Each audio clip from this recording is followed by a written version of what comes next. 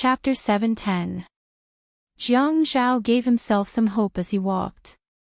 There is a supermarket beside the military hospital, and it is only 5 to 6 minutes away from the hospital. Jiang Zhao was conflicted. When he was in the hospital, he wanted to leave. But after he left, he was worried that his wife had come out of the operating theater. So, he rushed to the supermarket and bought a thermos bottle. He ran to the cashier and queued up. When he saw the long queue, he took out his wallet and gave 100 renminbi to each person to cut the queue. He humbly told the cashier that his wife was still in the hospital and needed a thermos bottle.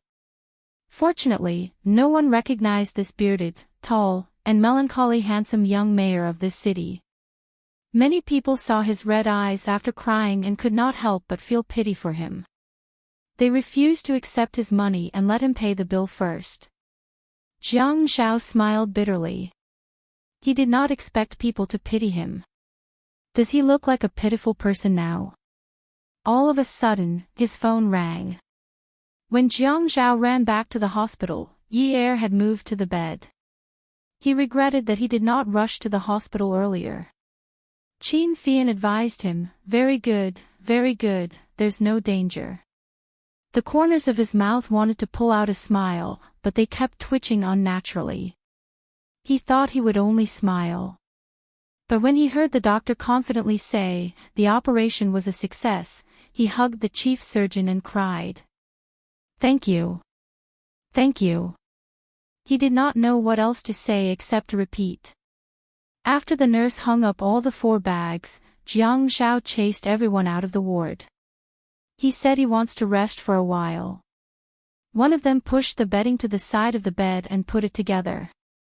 Then, he climbed onto the bed and slept closer to Yi Er. He grabbed the hand without the foredrip with satisfaction and rubbed it in his palm as if he could not get enough of it. He exhaled, Aya, Aya. These sighs were filled with uncontrollable joy. Yunyi, you are so hardworking. Zhuang Yichen, that bastard's favor is finally repaid, right? Sigh, I knew you were a good girl. That guy is a blood-sucking bug. If I don't return it to him this time, who knows how he will suck my blood dry in the future. I won't give him such a chance. I'm sure you won't be willing either, right? I want to eat my wife's cooking. I've lost weight. He moved his mouth to Yi Er's ear and took a sip. His handsome brows arched in satisfaction. Let's not talk about it anymore. It'll definitely disturb you. Let's go to sleep. I'm so tired. It was already May, and the weather was starting to get hot. Zhou curled up beside the shoe cabinet. She felt uncomfortable all over. She was so uncomfortable that she wanted to scratch herself. She had already locked herself in her room for 2 days. She really wanted to control herself. However, her body was a little cold. She didn't know if it was because of the cold, but she felt that her snot was flowing out uncontrollably. She liked to keep her nails long and shape them into charming shapes. With bright nail polish, her hands looked even fairer. Her skin was very good, and she had spent a lot of money on maintaining it. Even though she was already 40 years old, her face still looked like a young woman who was not even 30 years old. She loved this face and this skin more than anything else. However, she was now sallow and emaciated. She didn't want to eat or drink. She didn't know what she wanted to do. She got up from the ground and crawled to the bathroom. She wondered if she would feel better after taking a shower.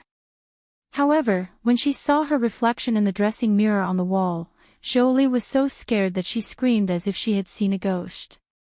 Ah! Ah! Ah! It's not me, it's not me. Zhou Yan didn't feel so scared the last time. However, there was someone in the mirror now. Did she come out of the mental hospital? Why was her hair so messy? Why were her eyes so deep and lifeless? Why were her clothes so dirty? What was even scarier was that her neck, the back of her hands, and the places that were not covered by her clothes were covered with blood-red scratches. She couldn't see her original appearance clearly. She hugged her own face. Fortunately, she had resisted the urge to hurt her favorite face. Fortunately, she didn't hurt it. She squatted down again. It was so itchy. It was as uncomfortable as being bitten by poisonous insects. She only remembered being locked in a place where she couldn't see the light and being given an injection. After a day, she was given another injection. After that, the duration became shorter and shorter.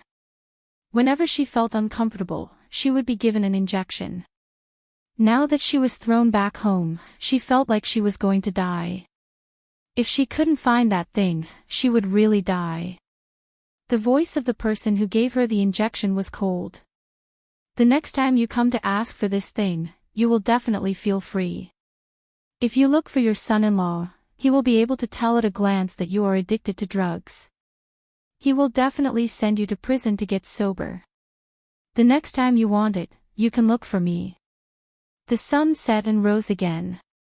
What was the date, day, and time? She couldn't tell. She only remembered that she had been given an injection. It had been a long time since she had an injection.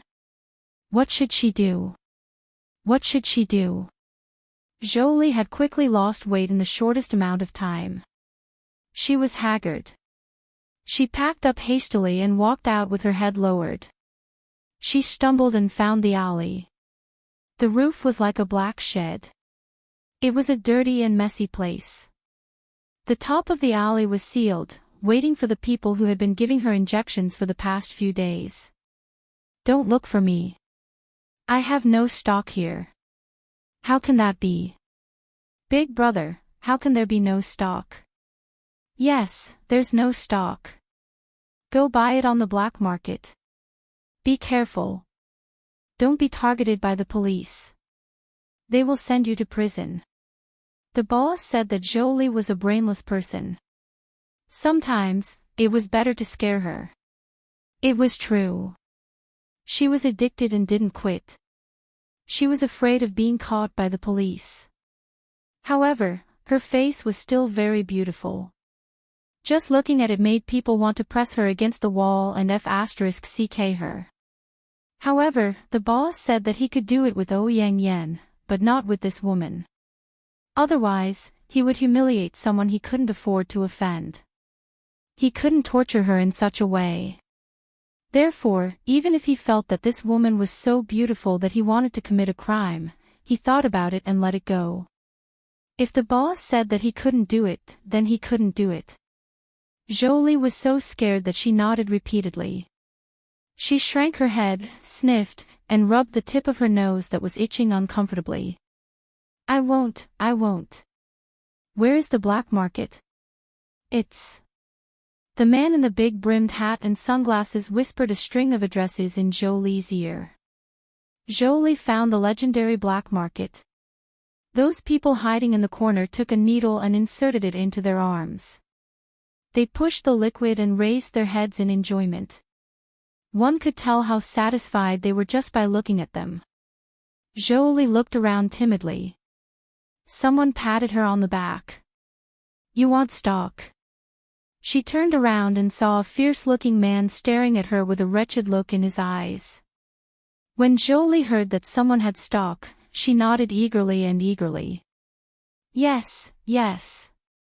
She opened her handbag, took out her wallet, and gave him a few pink banknotes. What do you want money for?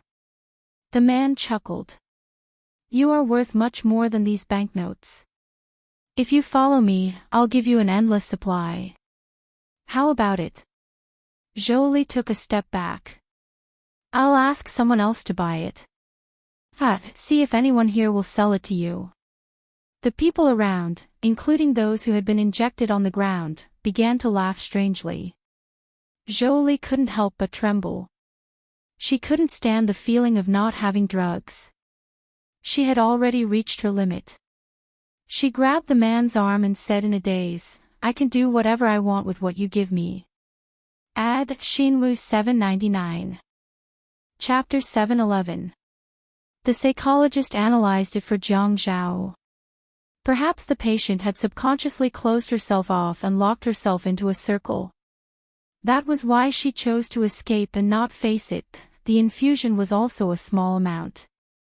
1 hour in the morning and 1 hour in the evening every day. It was already May. At that time, she was still wearing long-sleeved clothes. Now, she was wearing short-sleeved clothes. Yunyi, when you wake up, I'll divorce you. I promise you that I won't drag it out and won't cling to you. You've been with me for so long and given me a lot of things. When I was with you, I was very happy. I felt that I got a lot of things. So, don't say nonsense like you don't want anything. If you say that, it will make me look very incompetent. You know that I care about my reputation. I'll give you the house in 9th Mansion. As for alimony, I won't give you. You can earn money now and support yourself. What do you think? Actually, I think you can still ask for some money. After all, if word gets out that I, Jiang Zhao, didn't even give alimony to my ex-wife after a divorce, it would be really embarrassing. Yunyi, you'll let go after the divorce, right? You won't think that one is your husband and the other is your father, right? You won't hate the husband and think that the husband killed the father, and you won't feel inferior and think that the father dragged the husband down, right? You're only 20 years old. Why do you have to think so deeply? But I can't blame you. If it were me, I would also feel very uncomfortable. Okay, I'll do as you say. Let's get a divorce. I've already drafted the divorce agreement. I'm waiting for you to sign it.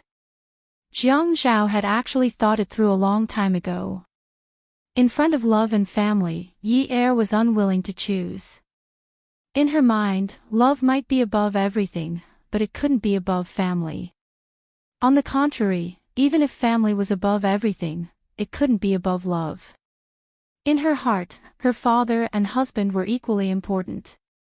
Jiang Zhao held the 2 divorce agreements that had been drafted in his hand. There were only a few lines of words, unlike many divorce papers that had several pages of densely packed requirements for the obligations of both parties. The house belonged to Yi Er and nothing else. Jiang Zhao's tone was indifferent as he slowly read the contents of the agreement. He read it again and again until the saliva in his mouth was dry. He took a sip of water and continued reading the boring divorce agreement. At night, the lights rippled in the night sea. Yi Er's floor was very high. I won't give you the house in the north of the city. Ouyang Yen stayed there before, so I asked the agent to sell it. If you think it's too little, then negotiate with me.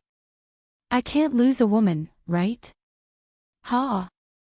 Yunyi, let me tell you, it's rare for me to be so easygoing. If you don't hurry up and sign the papers, I might go back on my word tomorrow. You also know that a divorce is too embarrassing for me. I have such a bright future ahead of me, and a divorce is equivalent to a stain on my record. It's rare for me to be so merciful, so you can't blame me if you don't cherish this opportunity. Actually, you're not that good. Why should I insist on not divorcing you? You're not the prettiest. You're just a little taller, have a good figure, and have good skin. What else is good about you? Other than being able to cook something that's barely edible, tidying up the house, and occasionally teasing me to make me laugh. You can barely cooperate with me when it comes to sex. I really don't know what else you have that makes me reluctant to part with you. Look at you, you're as stupid as a pig. To think that I used to praise you as a fox.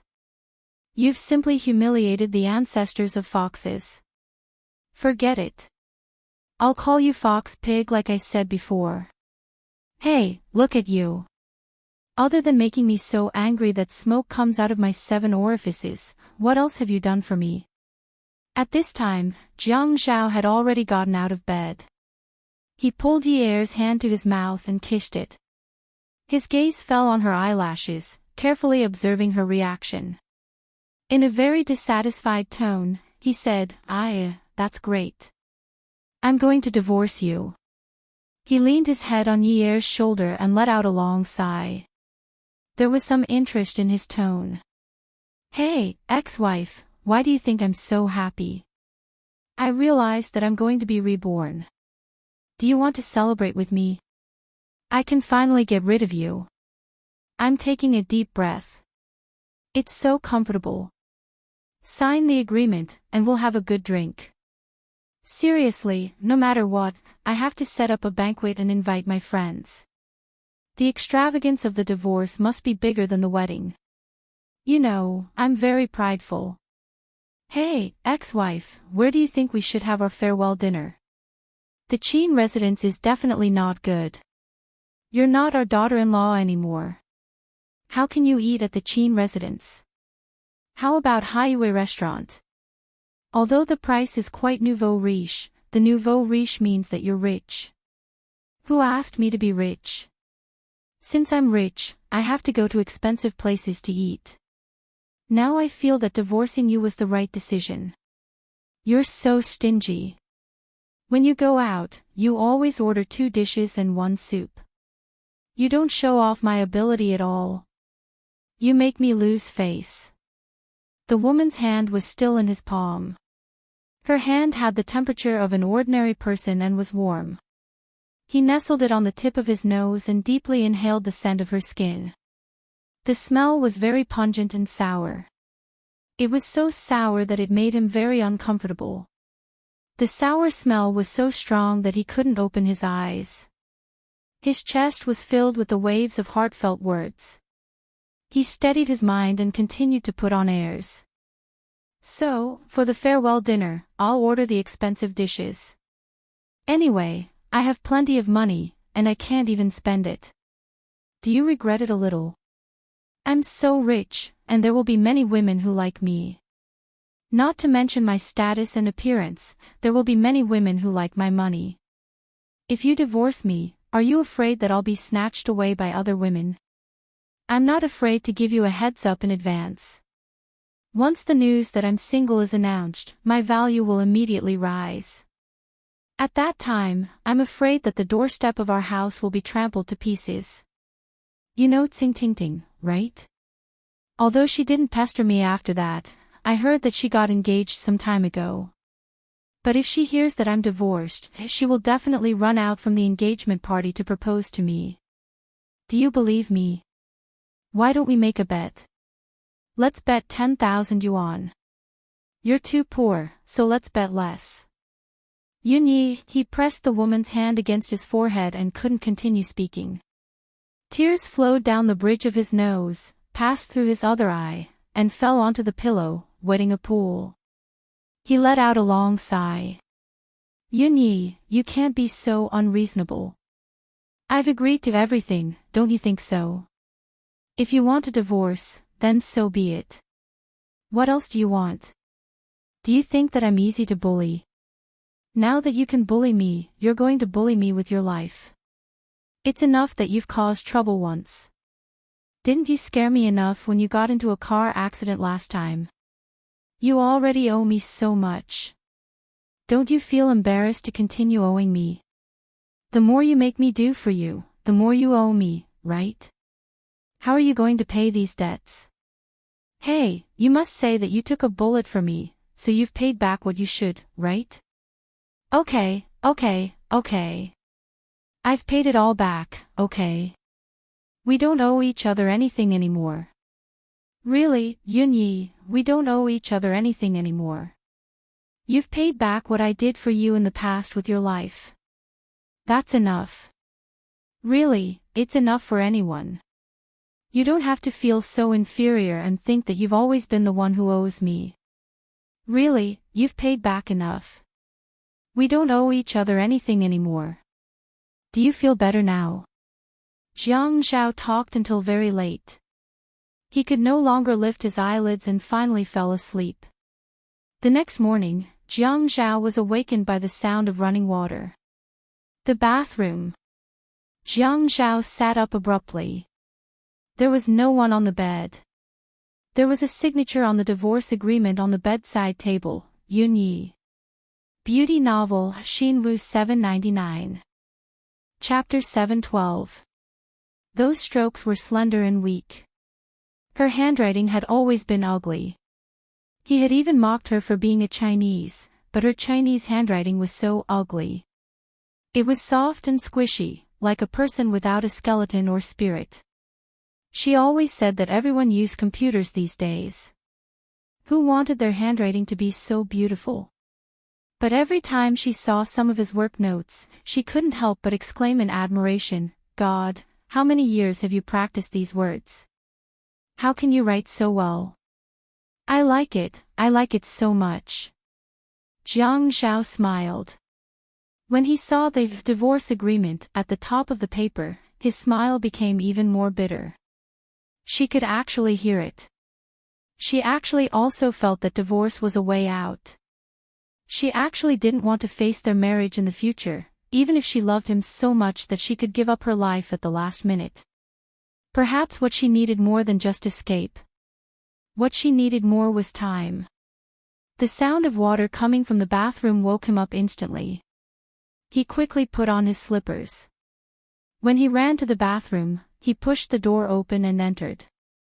She was bathing naked. The water from the shower was very small. She was washing very carefully, probably afraid that she would touch her back. "Let me help you." She didn't feel embarrassed at all. She just turned her back to him and said calmly, "Oh, okay. I don't know if the injury at the back is better. Is it because I can't touch water?" "A little. I'll wash the injury at the back for you. As for the upper part, wring a towel and wipe it later. This way, it won't touch the wound." "Yeah, I don't feel the pain from the wound anymore. Because it's been so long, it's almost healed. But after all, the injury is serious. Don't use too much force. Otherwise, the wound will still hurt." If it was in the past, Jiang Zhao would definitely not be able to resist pushing the woman who was bathing against the wall and making a big deal out of her. But now, he did not have the slightest desire to wash her. She also indifferently allowed his hand to gently scrub the skin on her back. The throbbing in their hearts was deeply hidden in the bottom of their hearts. Jiang Zhao was a little hesitant. His gaze fell on her back. It was so thin that her spine could be seen. He put his fingertips there and slowly stroked it. "Yun Yi, can you not tell the family about the divorce?" "Okay." After seeing Yi Er agree, she smiled again. "Yeah, you know that I'm very prideful. Then aren't we going to have a celebration?" Jiang Zhao's eyes lit up. When I'm free, we'll have a breakup party. How about that?" Yi Er, calm. Calm. The night was so quiet that only the sounds of insects could be heard. This kind of silence was frightening. Jolie crouched in the grass behind the iron fence. It was already May. The mosquitoes were rampant, but she didn't feel any pain or itch at all. She let those things bite her. She kept remembering that person's instructions. Don't let the workers find out. After all, this kind of place where drugs are traded will definitely be reported. But this is the only place where it's not easy to be found out. When you find that everyone is asleep, open the metal door on the left side of the fence. Go in and wait. Imitate a bird's call and someone will give you the drugs. There's a dog there. Don't be afraid. It's locked and won't hurt you. Jolie believed it again. So when she heard the sound of a dog barking, she wasn't afraid at all. But the nightmare that followed became a demon in her heart forever. The ferocity of the dog and the wind pulled Jolie back from the edge of addiction. Her arm was suddenly pulled, as if a steel nail was suddenly nailed into her arm. It was so painful that she wanted to die. Jolie couldn't take it anymore. She screamed in the wind, "Help!" She couldn't run. She could only hear more than one wild animal fiercely pulling at the metal chain. The wind was strong and powerful as it ran towards her.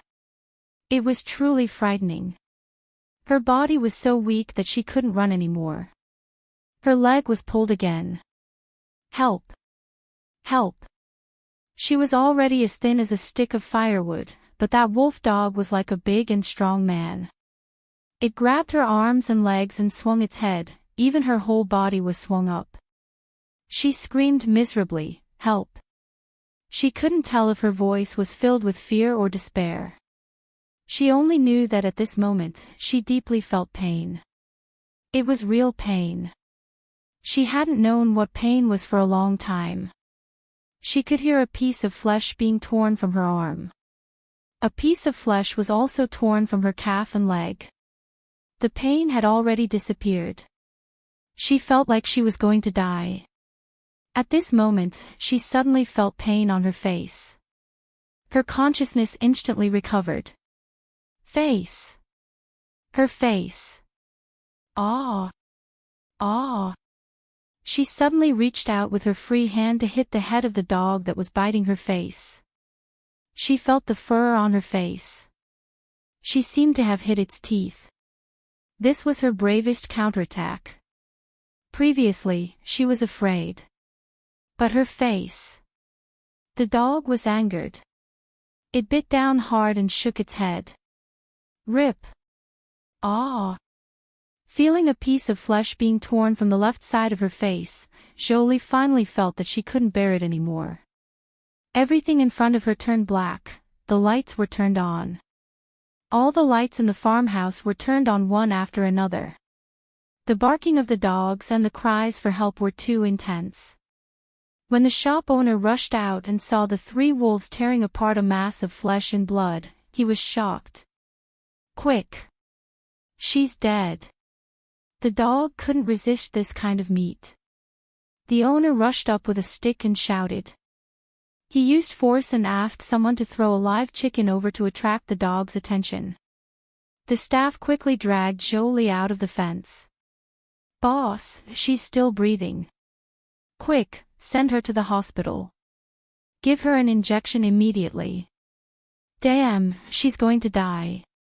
Why did she come to the dog park in the middle of the night? Is there something wrong with her brain? 2 days later, the night came on time. Zhuang Yichen was very dissatisfied with the result. He couldn't suppress his anger on the phone. Bastard! How could they send her to the hospital and save her? Boss, the farmhouse is now afraid of getting into a lawsuit, so they have been paying for treatment. Moreover, this matter has caused quite a stir. There were many witnesses at that time, and some people even reported it to the TV station. They even made a special episode about the safety hazards of raising dogs. Do you think we should stop this matter? Stop. But when she's discharged, clean it up for me. Now that Jiang Zhao was going to take Yi Er out of the hospital, he couldn't leave this problem to Jiang Zhao. He had to deal with it. Okay. Zhuang Yichen, do me a favor. A woman's voice came from upstairs. Okay. Zhuang Yichen hung up the phone and walked upstairs to the walk-in closet. Xiaoya's cloakroom was very big, even bigger than the master bedroom. The clothes in the wardrobe in the master bedroom were all the clothes she usually wore. The cloakroom upstairs was filled with clothes that she made herself, or some expensive gowns that she bought. At this time, she was looking at the mirror and pulling at her chest, pouting. What's wrong? Zhuang Yichen had already entered the room. He saw Hua Zhe's back facing him. The seductive red dress made her snow-white skin look like jade. Looking at the style of the dress, the tube top, the slim waist, and the long skirt, he couldn't help but frown. He didn't think they were going to a dinner party, because he had never taken her to any. Where are you going tonight? Aya, help me zip it up. She felt the tight skirt wrapping around her tighter and tighter. She knew that the man behind her was pulling up the zipper for her. My mother introduced me to someone. I have to go deal with him.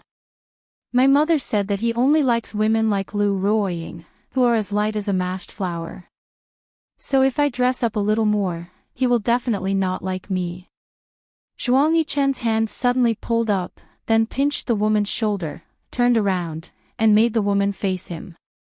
She wasn't wearing high heels yet, so he pinched her chin and made her look up to meet his eyes. Although the seductive makeup was applied to her eyebrows, because of her delicate skin, the makeup was natural and fitting. She wasn't like those women who couldn't be seen up close once they put on makeup. Her eyelashes were long and curly. At this time, with the elongated mascara, they were like two exaggerated fans. The smoky makeup made the ends of her eyeliner curl up. She wore a seductive red lipstick on her lips. Bright red dress, bright red lips, and charming eyes. What a seductive woman. He never liked her wearing heavy makeup. It was too tacky. Although she looked seductive, she didn't look tacky. This woman had made herself look like Sue Dodgy. Was she sure that she was going to make others look down on her? He let go of her. Another blind date. She turned around and looked at herself in the mirror again. Then, she took out a diamond necklace from the jewelry box and wore it around her neck. She stretched her swan-like neck and touched the necklace around her neck to see if it matched. Yes. Do you want me to tell my mom that I'm not going? Zhuang Yichen frowned slightly again. What if I say no? Aren't you afraid that my mom will move in and stay here until she marries me off? You're only 25 years old. Why are you thinking about getting married so early? Do you think I want to get married? I don't lack men. My mom said that she needs a son-in-law. It's just a formality. You're so serious about dressing up just for a formality. Zhuang Yichen wanted to rub the makeup on her face. How am I serious? My mom said that that person likes women who are as plain as water. I did the opposite. Do you want me to dress up to suit that person's taste? Zhuang Yichen turned around and walked out of the room with an inexplicable anger. Xiaoye heard the sound of his footsteps slowly disappear up the stairs. Her shoulders slumped and she felt a bitter taste in her mouth. What exactly did this man want? Jiang Zhao sneaked out of the hospital with Yi Er. Rather than saying that they were sneaking out, it was more accurate to say that they were in cahoots with the hospital. Yi Er could be discharged from the hospital, but Jiang Zhao told the doctor that they needed to observe him for a while longer. It was fine for a person who was unconscious to sleep in the hospital, but for a person who could move freely, it was a form of torture. Thus, Jiang Zhao naturally sneaked out of the hospital with Yi Er. Haiqing in May is really comfortable. It's not cold or hot, right? Jiang Zhao asked. Yes, the wind at night is really comfortable. Yi Er stretched out his arms comfortably and felt very comfortable walking on the road. Are you hungry? Let's go get something to eat. I want to eat sashimi, okay? Jiang Zhao did not dare to agree to this. It's cooked. Is that okay? How about spicy boiled fish? Jiang Zhao's mouth twitched.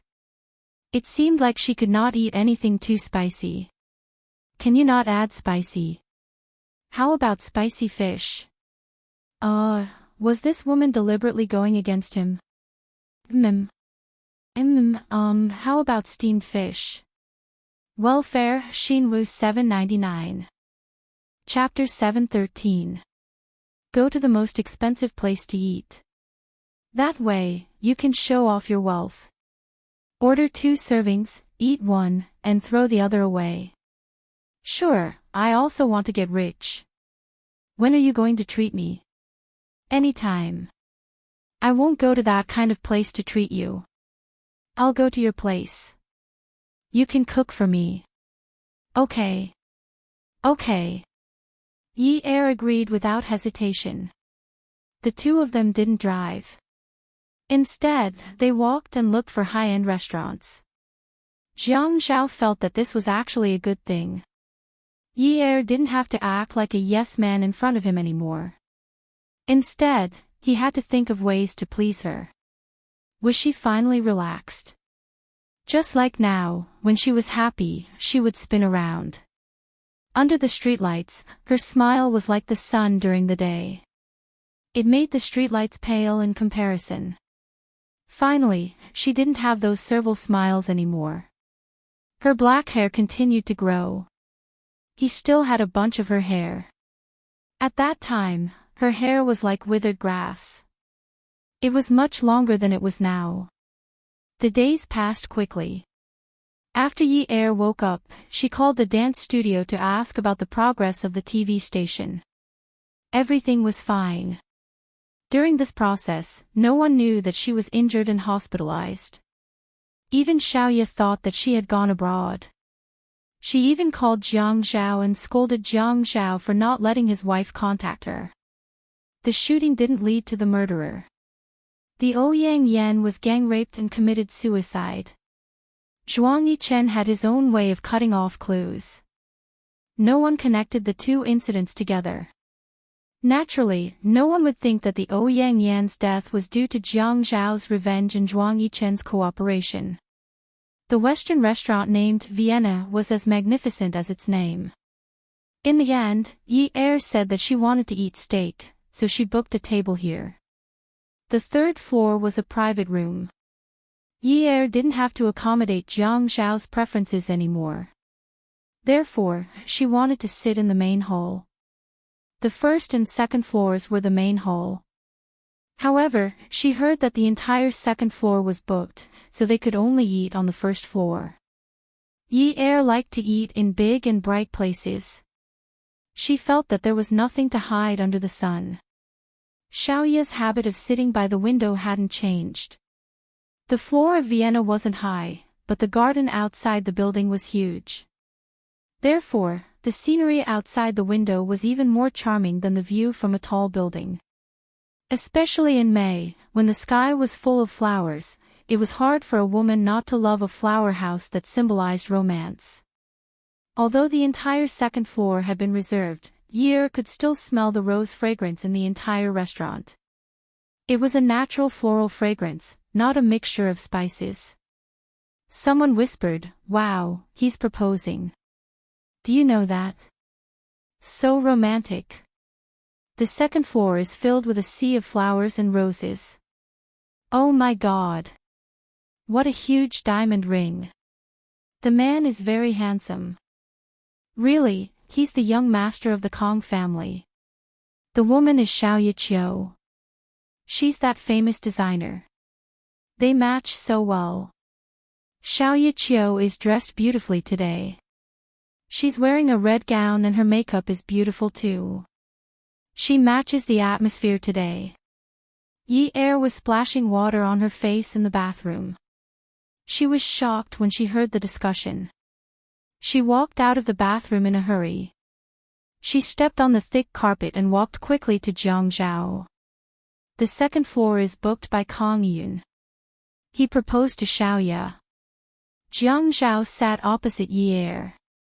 Seeing the confusion on Yi Er's face, he couldn't believe it. He didn't contact Zhuang Yichen, so he didn't know about the relationship between Zhuang Yichen and Qiu Xiaoya. Where did you hear this from? Didn't I go to wash my face just now? I accidentally heard it. I think the waiter on the second floor said it. It doesn't seem fake. I want to go up and take a look. What are you going to see? If it's not, you'll get into trouble. Although Jiang Zhao's seat wasn't directly facing the door, he could still see everything that was happening at the door. He just happened to look up and see the tall door being pulled open by the waiter. A man wearing a casual black cotton shirt, casual pants, and shoes came in. Jiang Zhao knew that if Zhuang Yichen came out, he wouldn't be dressed so casually.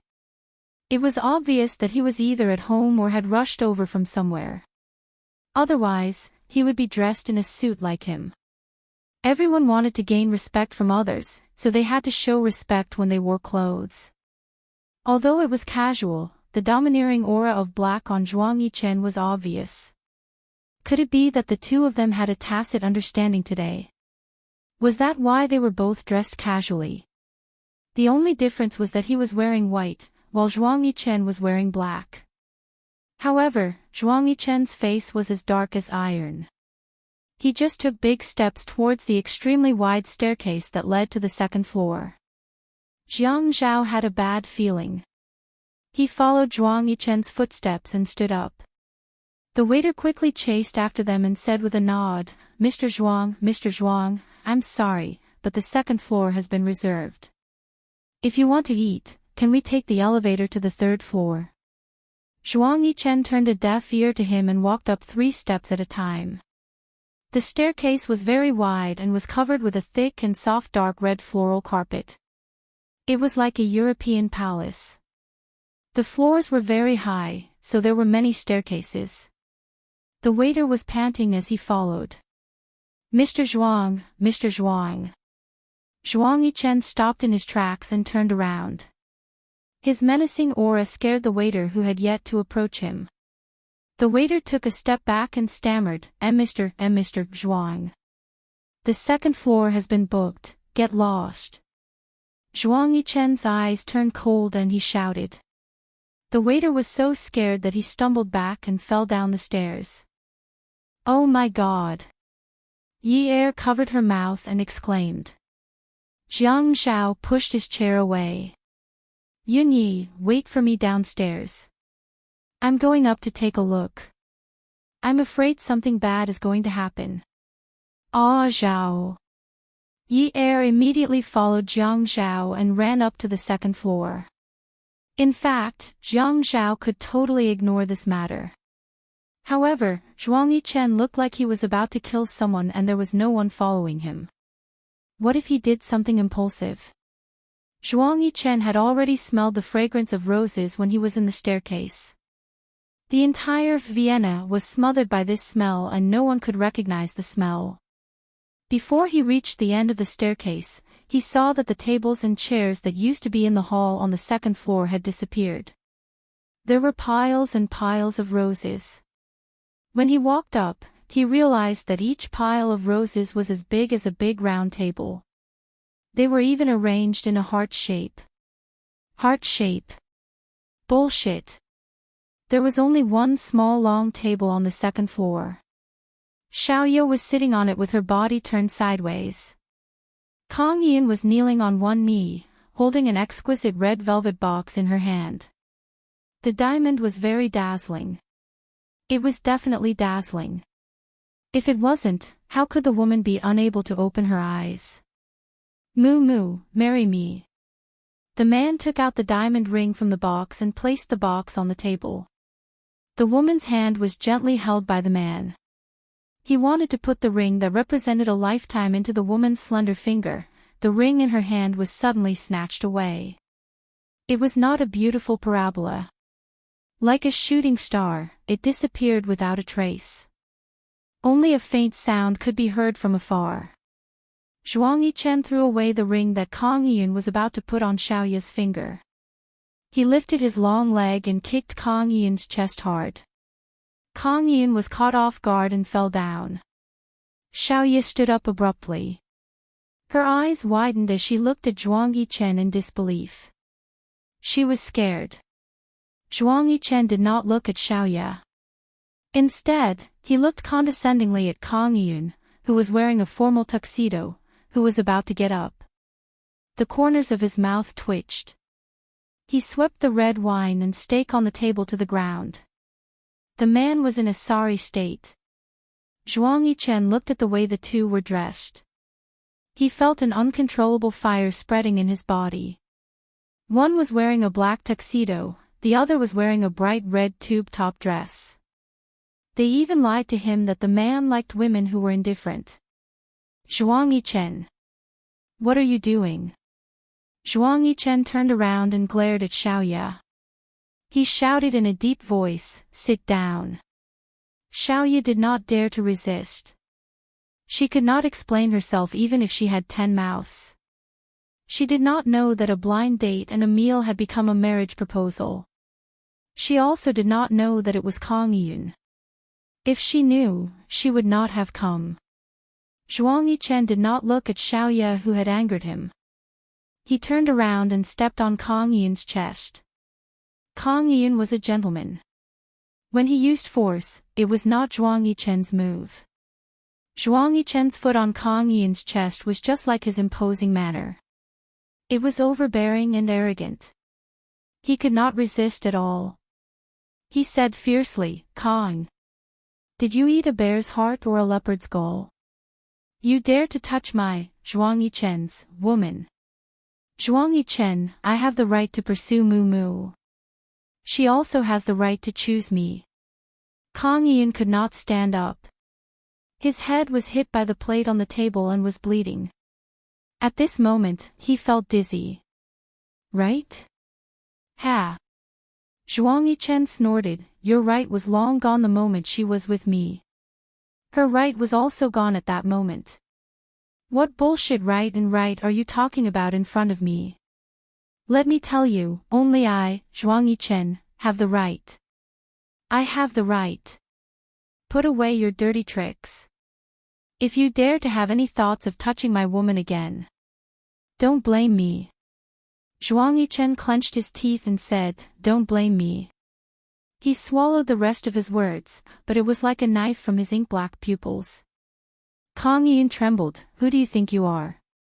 Zhuang Yichen mocked, you will know who I am in the future. But I advise you not to know, it won't do you any good. Jiang Zhao had already asked the waiters and security guards to block off the second floor and not let anyone else come up. He did not want them to be on the newspapers tomorrow. Stop fooling around. Jiang Zhao pulled Zhuang Yichen, take Xiaoya back. It won't do you any good if you make a big fuss. Jiang Zhao saw that Zhuang Yichen still refused to let go of his foot, but Kang Yun was obviously injured from the impact and had no strength left. He lowered his voice and looked at Zhuang Yichen coldly, do you want tomorrow's newspapers to have the news of you and Kang Yun fighting over Qiu Xiaoya? Zhuang Yichen's eyes flashed, but he still refused to admit it, if I don't teach him a lesson, he won't know the immensity of heaven and earth. Yes, let him know, and let the whole of Haiqing know. Jiang Zhao patted Zhuang Yichen's shoulder, you go first, now is not the time to fool around. Zhuang Yichen pondered for a while, okay, I'll take her away first. You and Xiaoya take the elevator to the garage, don't take the stairs. Jiang Zhao then said to Yi Er, Yunyi, go get our car and wait for them at the elevator in the underground garage in case they get photographed. Wait for me there. Yi Er nodded and quickly pressed the elevator button to leave first. Zhuang Yichen said stiffly, thank you. He pulled Xiaoya away, but Xiaoya couldn't keep up with Zhuang Yichen's footsteps. Her high heels weren't suitable for running in such big strides, and the carpet on the floor was thick and soft. She felt that her heels were hooked and fell forward, crying out in pain, "Ah!" Kang Yun got up from the ground and was about to chase after Xiaoya when Jiang Zhao pulled him back. Young Master Kang, why don't you tidy up your appearance first? Kang Yun froze in shame. Zhuang Yichen saw that Xiaoya had already squatted down, and his steel-like eyes darkened. He picked up Xiaoya and held her more firmly in his arms, then strode towards the elevator. He said angrily, I'll teach you a lesson when we get back. Beauty Novel, Songshu 566. Chapter 714. The four of them sat in Jiang Zhao's car. Yi Er and Jiang Zhao sat in the front, but at this moment, Xiaoya really wanted to switch seats with Yi Er. Zhuang Yichen didn't say a word the whole way, but his face was sullen. Jiang Zhao was the first to break the silence. Yichen, where did you go tonight? No, I was at home the whole time. Actually, he had been in Qingfeng Garden the whole time. His men were following Xiaoya, so he read some books to pass the time. He could have gone back to Ninth Mansion, but he couldn't help thinking about how she dressed up that night. He just had to find something to do in Qingfeng Garden. It wasn't too late, it was still very early. But when his men called, he was furious. Good Lord, he wasn't going on a normal blind date, he was going to accept a marriage proposal. The other party wasn't just anyone, it was Kang Yun. This woman was extraordinarily bold now. In the past, she wouldn't have dared to lie to him, but now she didn't even need to think of a script to lie. Why don't the four of us go to Highway Restaurant and find a private room for dinner? Jiang Zhao had originally brought Yi Er out for dinner, but the meal was ruined before they could finish. There's no need. Just send me back to Ninth Mansion. I've already eaten. I think she's eaten too. The she Zhuang Yichen was referring to was naturally Xiaoya. Xiaoya rubbed her stomach. She hadn't eaten yet, it was all wasted. Jiang Zhao had an idea. Okay, I'll go home with Yunyi to eat. Get some food from the fridge. There was no food in the fridge, but there was a small supermarket in Ninth Mansion that sold daily vegetables. Although it didn't have a complete variety, it was still very fresh. Most importantly, he could get Yi Er to cook for him, and he could help out. Thinking of this, his hands that were holding the leather steering wheel felt exceptionally comfortable. He secretly turned his face to look at the woman beside him. She was also turning her head to look at him with a hint of dissatisfaction. He gave her an apologetic look. I'll have to trouble you then, Brother Zhao. Zhuang Yichen did not notice the flirtatious glances between the two people in the front row. He was not in a good mood, so his thanks were stiff. Jiang Zhao didn't care about it. He knew that Zhuang Yichen was probably so angry that his lungs were about to explode. Who didn't know that Zhuang Yichen was a very domineering person? It would be strange if he wasn't angry when something like this happened. Xiaoya was thrown into the room by Zhuang Yichen. As soon as Xiaoya took off her shoes, she was picked up by the waist and hung onto the man's waist. Then, he walked into the room. Xiaoya's head and feet were hanging towards the ground. She felt her head was bleeding. Zhuang Yichen, what are you doing? He went straight to the bathroom and turned on the tap. As Xiaoya was placed on the ground, her head was pressed under the tap. Zhuang Yichen took a towel that was hung neatly on the rack to dry. He soaked it in water and rubbed Xiaoya's face. Xiaoya choked on a lot of water. The white porcelain basin filled up more and more, but her head was pressed down forcefully by Zhuang Yichen, so she couldn't get out of the water. She wanted to curse Zhuang Yichen, but when she opened her mouth, she drank a big mouthful of water.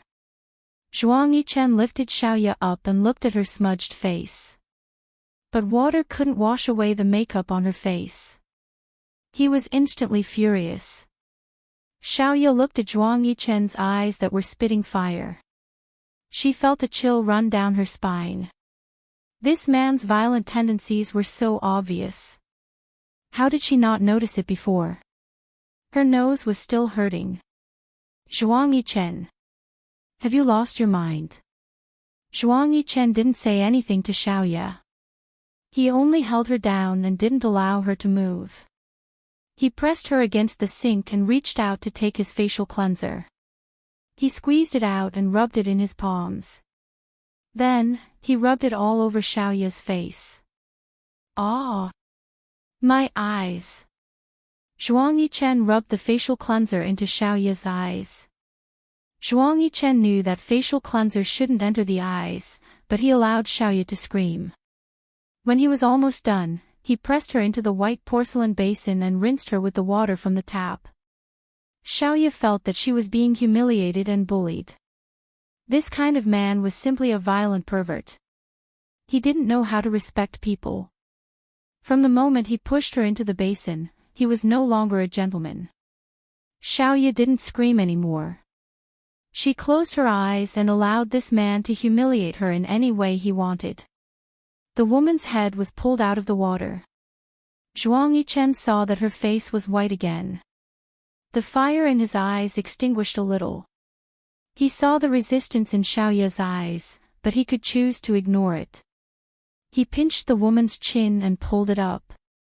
He bent down and kissed her. He wanted to taste if there was another man's taste in her mouth.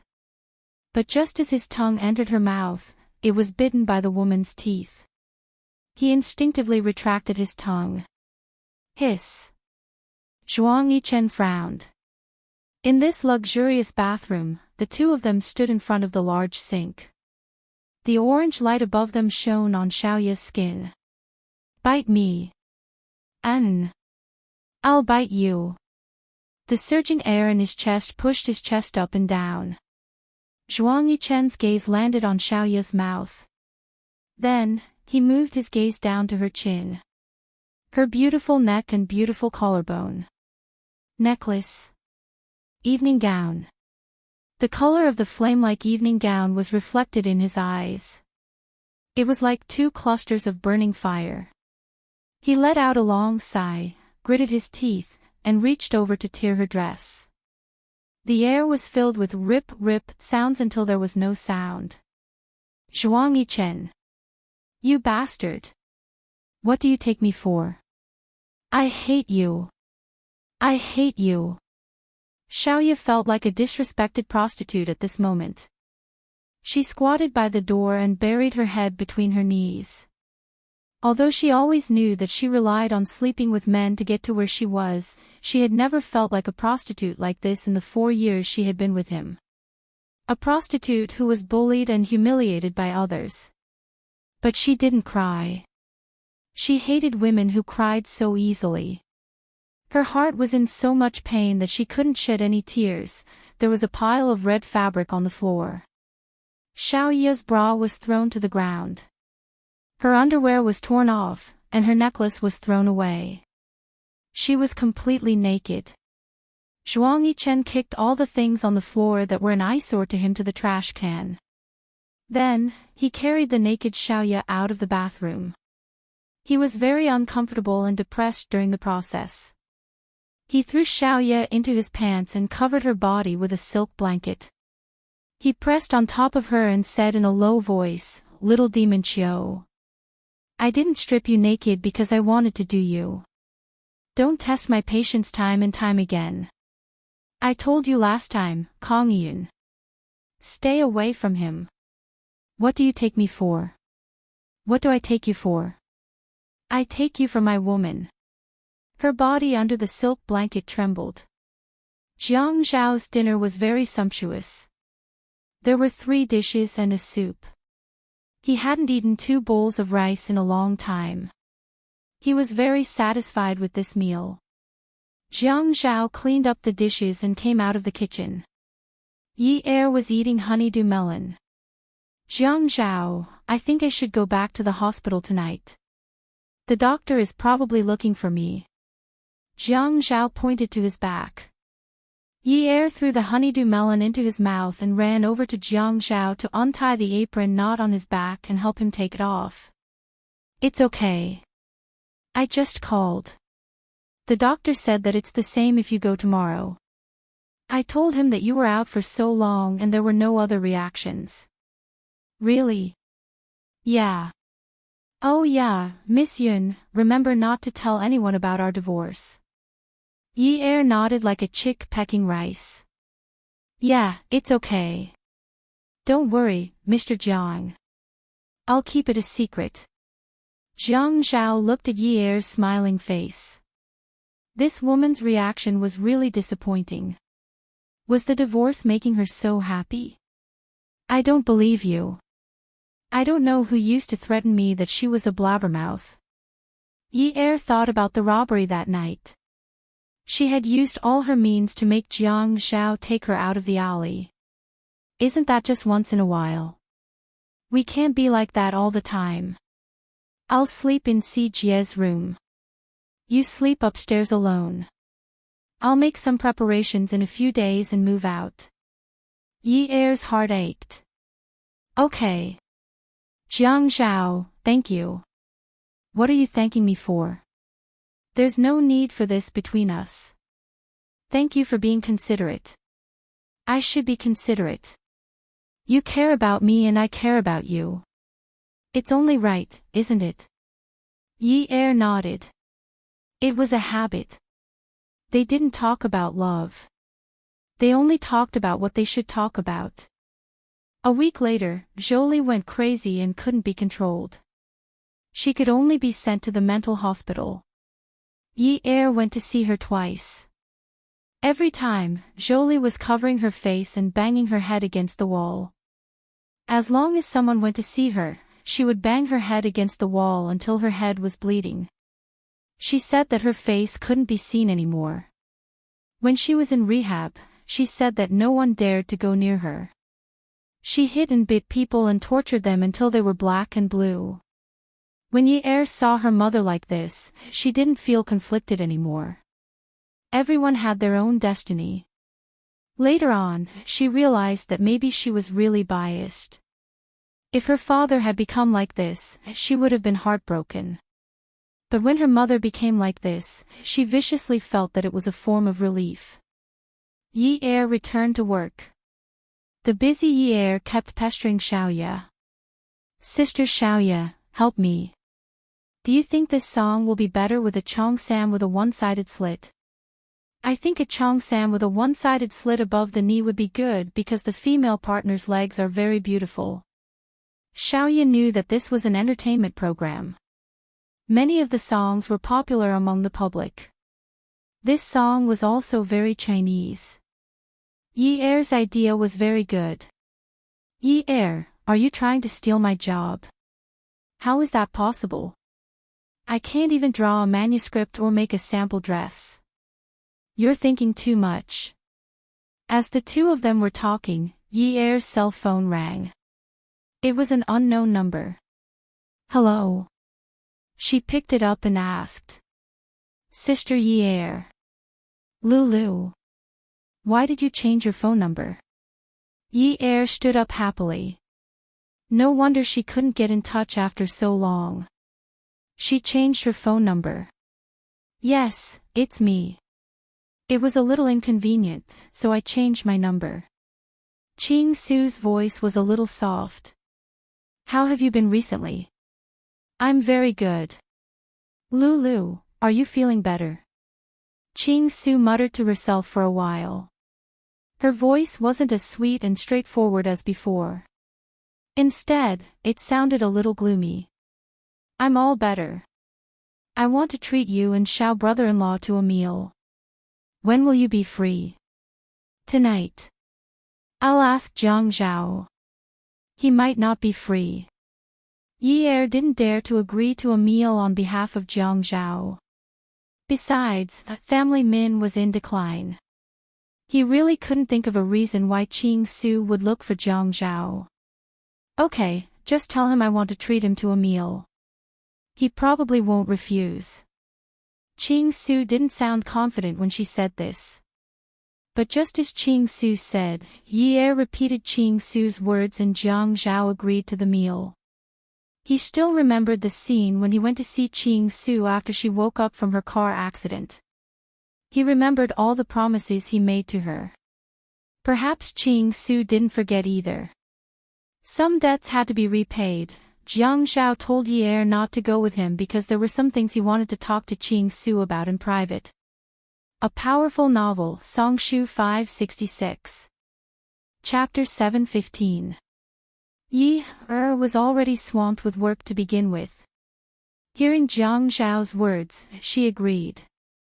In a small private room in Highway restaurant, only Jiang Zhao and Ching Su were seated. Just as Jiang Zhao expected, Ching Su went straight to the point. She didn't seem to be in good spirits. Her head was slightly lowered, and she didn't have her usual vigor. Her voice was also no longer crisp. Xiao brother-in-law, do you still remember what you promised me? Yes, I remember. Just say the word, as long as it's within my means. Jiang Zhao was fine when he didn't see Ching Su. As soon as he saw Ching Su, he felt that this girl shouldn't have suffered so much. He was responsible for both of her injuries. Ching Su looked up at Jiang Zhao. Actually, I feel that I'm not a good person. When I saved Yi's Jijia, I didn't think of asking you for anything in return. I really didn't think of it. Ching Su's words and voice were filled with deep helplessness and self-deprecation. It was as if this kind of action made her feel embarrassed. But now, I have no other choice. I can't find anyone to help me. After hesitating for so long, I can only bring this matter up to you. It was clearly a very simple matter, but now I've made it a little dirty. When she said the word dirty, Ching Su frowned slightly. She seemed to be disgusted. Lulu, you don't have to think like that. Even though you've raised conditions with me, it doesn't affect the fact that you're a good girl. As Jiang Zhao's thoughts turned, he already had a rough idea. Although he hated Min Zikai, as he said, he had always felt that Ching Su was a good girl. Ching Su looked at Jiang Zhao calmly. There was a clear and pure light in her eyes. Min Hongxing has been convicted, but he's only been sentenced. Luckily, family Min's debt isn't that serious, so they can still get by. But Min Zikai has caused some trouble recently. He got into a lawsuit. His mother said that he was framed. Min Hongxing told me to keep an eye on him and not let him cause any trouble. Family Min only has one son. Jiang Zhao smiled faintly. You want to plead for leniency for Min Zikai? After a moment, Ching Su nodded slowly. Yes. But I remember that you didn't like him in the past. Min Hongxing said that Min Zikai and I both have his blood in our veins. Ching Su sniffled lightly. Jiang Zhao looked at the dishes on the table. Neither of them touched their chopsticks. He picked up the tea in front of him and took a sip. When he saw Ching Su, this reminded him of Yi Er in the past. Actually, after Ching Su had saved Yi Er's life, he had never thought of setting a trap for Min Zikai again. But Min Zikai didn't know how to appreciate his kindness and went to Yi Er's dance studio to provoke her. If he didn't teach him a lesson, how could he?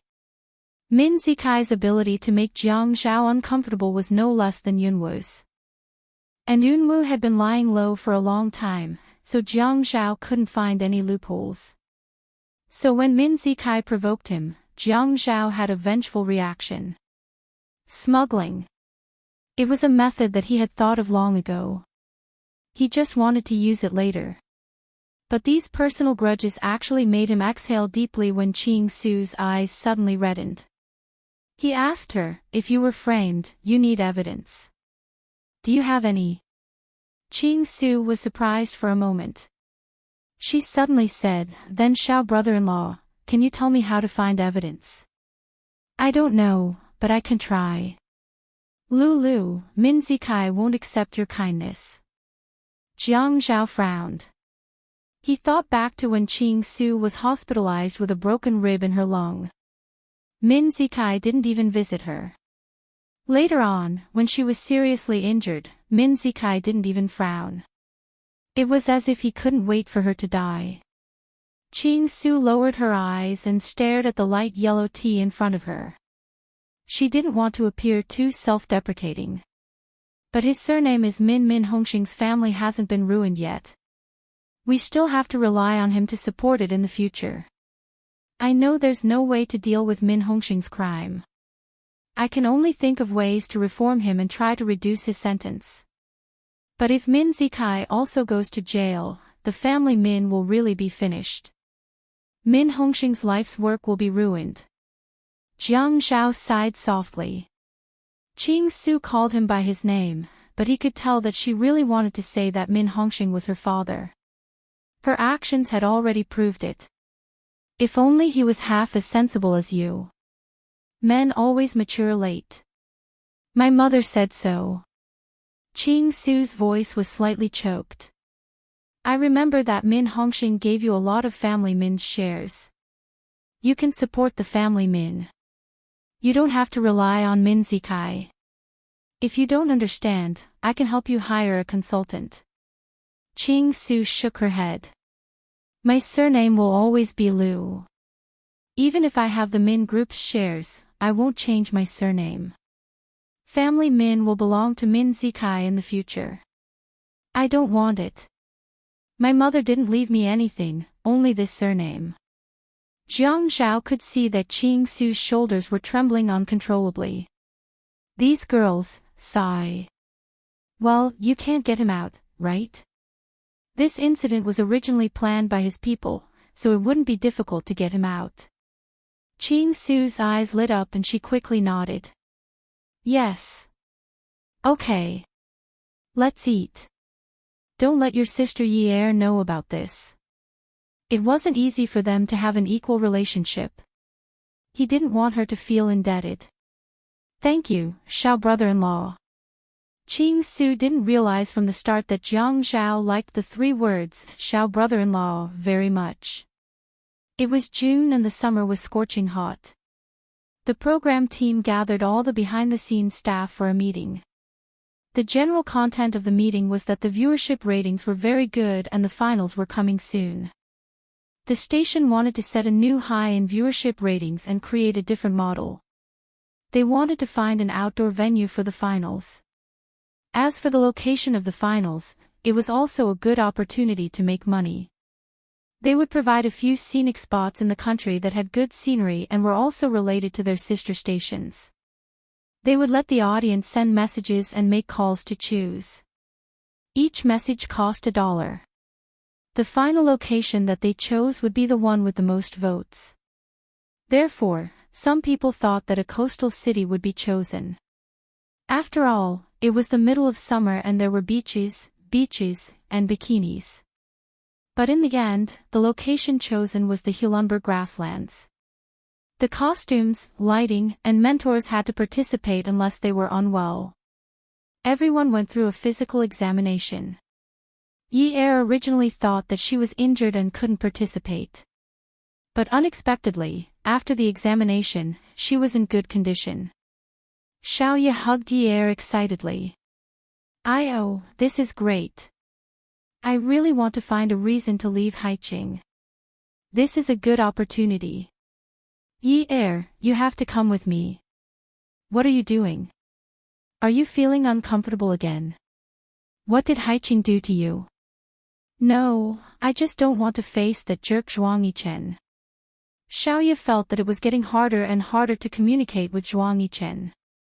Although they didn't communicate in the past, their communication in bed was still very good. Now, she was always looking for reasons and excuses to reject him. She didn't like him touching her and hated him for being disrespectful to her. It's good to go out and relax.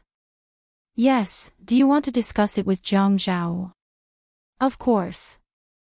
Yi felt that although they were divorced and no longer lived together, Jiang Zhao still wanted to tell her everything. He even asked her every day about what she was doing. He was used to it. If she didn't tell him her whereabouts, he would feel very uncomfortable. Then go back and discuss it with him. You have to think of a way to make him agree. As long as I'm healthy, he won't object. Yi smiled confidently. Her eyes curved into crescents and her face was filled with happiness. Jiang Zhao was no longer as domineering as before. He almost never questioned anything she did. This feeling was too relaxing. The car drove to 9th Mansion. With the Bluetooth earpiece in her ear, she told Jiang Zhao about the TV station's decision and her physical condition. Jiang Zhao listened to Yi's description and was naturally delighted. Great, you can still go out and have fun. Don't tire yourself out. I think after I'm done with my work, I'll go there on a business trip. Who knows, you might run into her. What kind of business trip was that? He was obviously already thinking of arranging his work and getting ready to go find his wife. Really? I was going to ask you to pick up Jia for me. It's okay. The Qin family doesn't know that we're divorced. I'll tell the butler. Master, you're so kind. This servant is very grateful. Here you go again. Drive carefully and don't call. That night, Shi Mansion. Wu was wearing a simple set of white home clothes. He was leisurely looking at his past works in the studio. Some of them were already damaged. Although it was a pity, he was still satisfied. Although he could no longer draw with his hands, those things from the past were still very clear in his mind. He walked to the window and looked at the crescent moon in the sky. He touched his heart and gently closed his eyes. He didn't know how long it could beat. Maybe a year, maybe 2 years. Those words about being with a person of one heart and being together forever were all lies. Fortunately, he realized early on that he couldn't be together with her forever. Fate couldn't predict his trajectory, but it could determine his ending. Fortunately, he didn't do anything that would make her feel disgusted. Even if one day he was no longer in this world, she might still remember. Oh, so there used to be a boy named Shi Eun-woo who painted in that art street for so long. No matter what happened, he never stopped painting.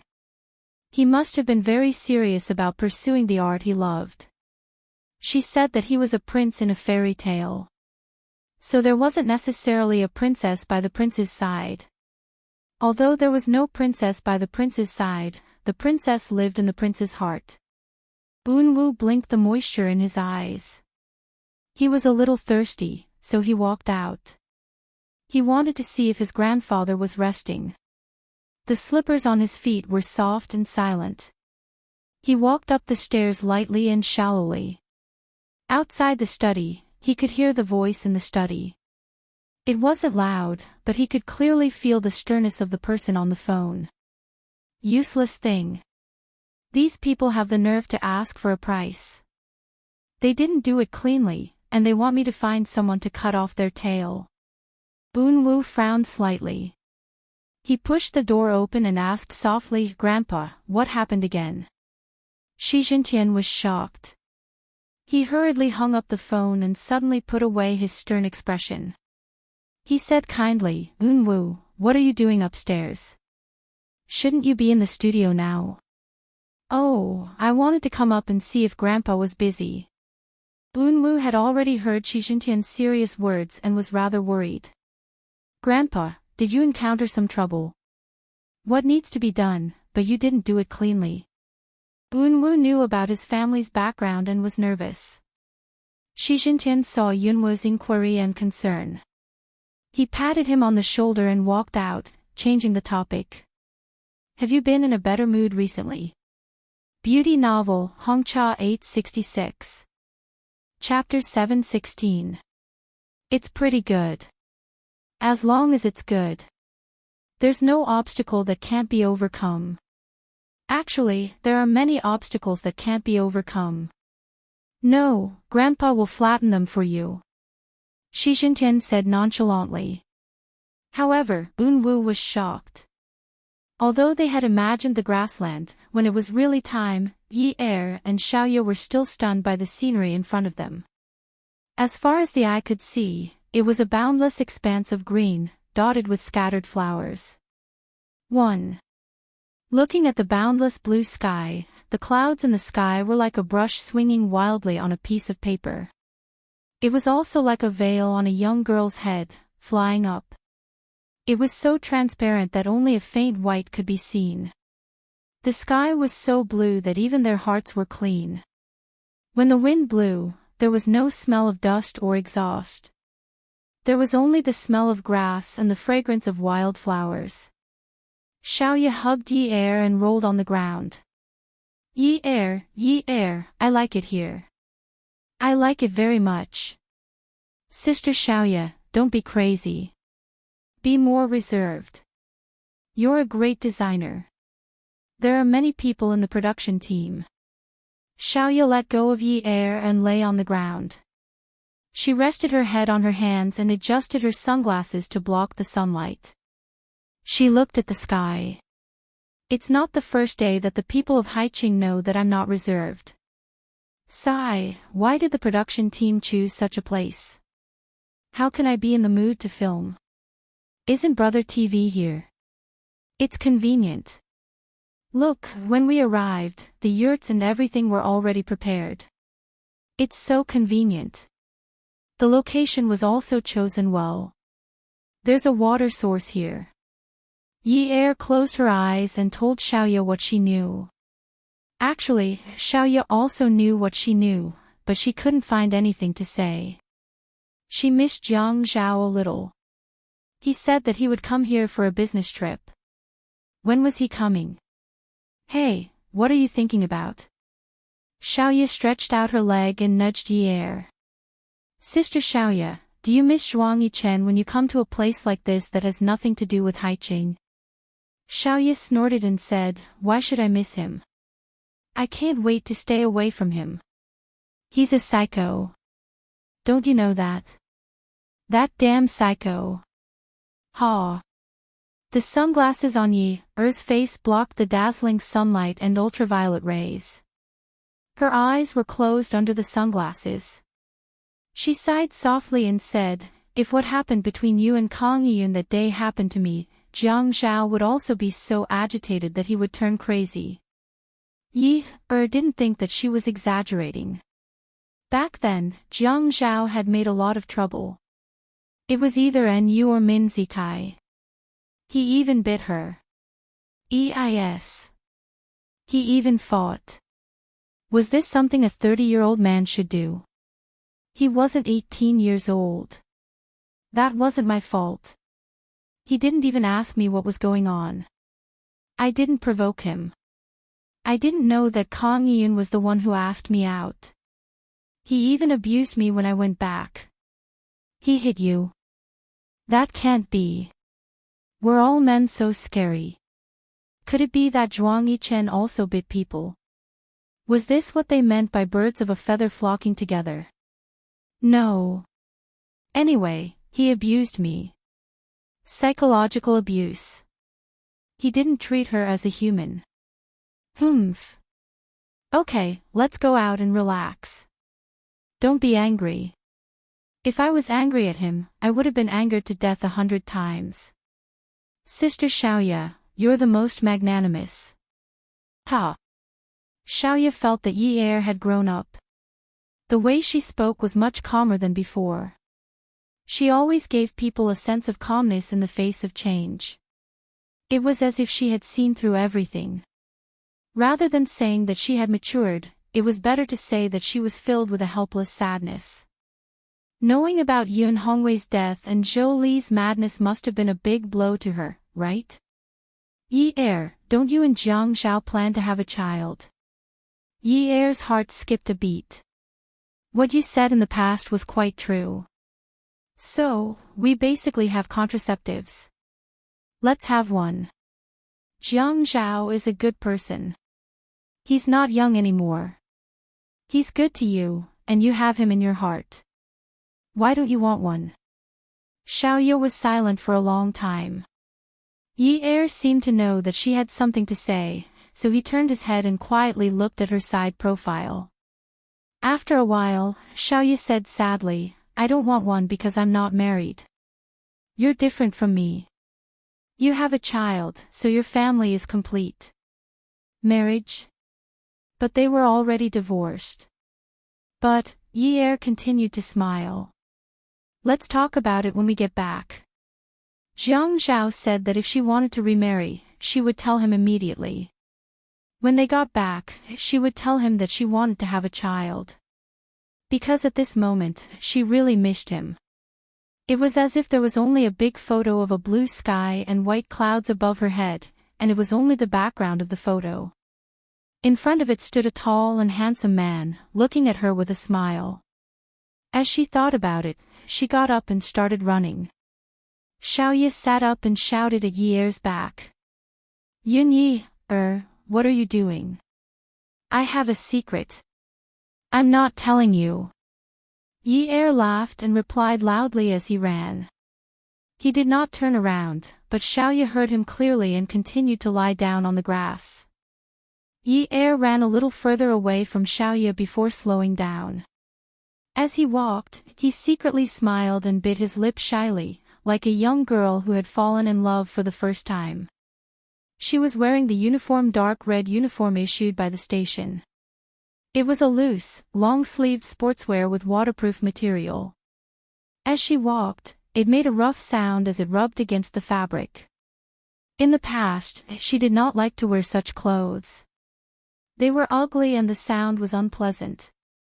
But today, when she heard these sounds, she felt that they were like musical notes. The phone in her pocket was already a little hot from her grip. She took it out, placed it under her chin, and slowly walked on the grassland. The broken wildflowers under her feet also fluttered with the waves of the green grass in the wind, just like her mood. Her phone was already pressed against her teeth. As she laughed, she went from being silent to giggling. She pressed the button. It was 10:00 in the morning. It was still too early. He must be very busy at this time. It was very likely that he was still in a meeting at this time. If she called him now, it would definitely affect his work. How long did his meetings usually last? She had never asked before. She had to ask next time. She looked at the time from time to time. It should be done in 10 minutes. He had meetings every day. There shouldn't be that much to talk about, right? When she called, it was a long and tedious music. She heard a robotic female voice saying, "The number you have dialed is currently unavailable. Please try again later." Yi Er hung up. It seemed like he was really busy. She turned around and saw Xiaoya, who was wearing the same clothes as her, lying on the ground in the distance. She was probably playing with the wildflowers in the grass. Forget it. I'll call him later. Yi Er slowly walked towards Xiaoya, the faint sound of the wind gently caressing her skin. Her hair was tied up, and her ponytail was blown up by the wind. The ringtone of her phone started to sing cheerfully. Looking at the number jumping on the screen, Yi Er snickered and turned around. She picked up the call and said softly, "Hello." Zhao. Jiang Zhao was stunned. He was originally sitting on the chair, but he suddenly stood up. She often called him that, but her mood was clearly different from usual. He could even hear the adoration in her voice. Was it an illusion? "Yunyi, what are you doing? What do you think?" Yi Er lowered her head and kicked her heels with the tips of her feet. She heard the man on the other end of the phone exhale deeply. He pushed up the sunglasses on his face. At this moment, all the cells in his body were singing the song of yearning. Yi Er heard the man's breathing and could imagine that he must be surprised. She imagined him stopping in front of her. She tilted her head and clamped the phone on her shoulder. She reached her hand up to her eyes and seemed to be adjusting something. That was the position of the man's tie. She could help him adjust it and loosen it. She also helped him undo one of the buttons. Then, she stroked down the tie and caressed his chest to help him calm down. She leaned forward slightly, as if she was nearing his embrace. She softly said, "Oh Zhao, the grasslands here are so beautiful. The blue sky is so clear, the white clouds are so white, the air is so clear. Everything is so clean, as if there are no impurities. Ah Zhao. When I look at the sky, I see you smiling at me. You're so handsome." Yi Er's eyes stung and tears fell. Then, she giggled and said, "Ah Zhao, you're so handsome. You're so handsome that I miss you." Jiang Zhao held the phone, tugged at his tie, and unbuttoned it. His big hand stroked down the tie, caressing his heart, which was beating very fast. Although he knew that she always had him in her heart, he did not expect that she would call him to tell him this. If he had known, he would have sent her to that kind of place earlier, so that she could feel that he was handsome earlier and say that she missed him earlier. This woman was really annoying. When she spoke words of love, they were as delicate as strands of hair. She laid the groundwork for so long, but the last 3 words were the main point. This troublesome thing kept saying such sweet words for him. As he listened, he almost cried. When he opened his mouth, he realized that his voice was hoarse. "Yunyi, I also miss you a lot." As he called out the woman's name, he flipped through the pile of documents on the table. He couldn't stay in Haiqing any longer. He had to hurry and fly over. Yi Er held the phone and looked up at the sky. Xiaoya's words echoed in her ears. She said shyly, "Ah Zhao, when I go back this time, let's have a child. Okay. Okay. Jiang Zhao slumped back into his chair. He could have said those two words heavily, but he said them softly and weakly. The strong waves in his heart had already made him unable to make a sound. He raised his hand to cover his face, and his palm was wet and slippery. Jiang Zhao coldly ran over and started discussing how to reduce his workload. It wasn't like the past when he had to participate in many things. It was also very tiring to arrange the transfer of work. Fortunately, many of the work could be arranged in the name of training. Jiang Zhao started to make arrangements. However, he had to attend a work meeting with the municipal committee for the next 2 days and couldn't leave. He could only book the plane ticket for the 3rd day. The green and blue grasslands always made people want to see cows and sheep in the wind, as well as those galloping horses. When participating in the competition, the station also had to record some of the local customs of the grasslands and let the popular contestants do some interesting things for publicity. This was also a request made by Brother Station. They didn't forget to spread the local culture at all times. Attention, Xinwu 799. Chapter 717.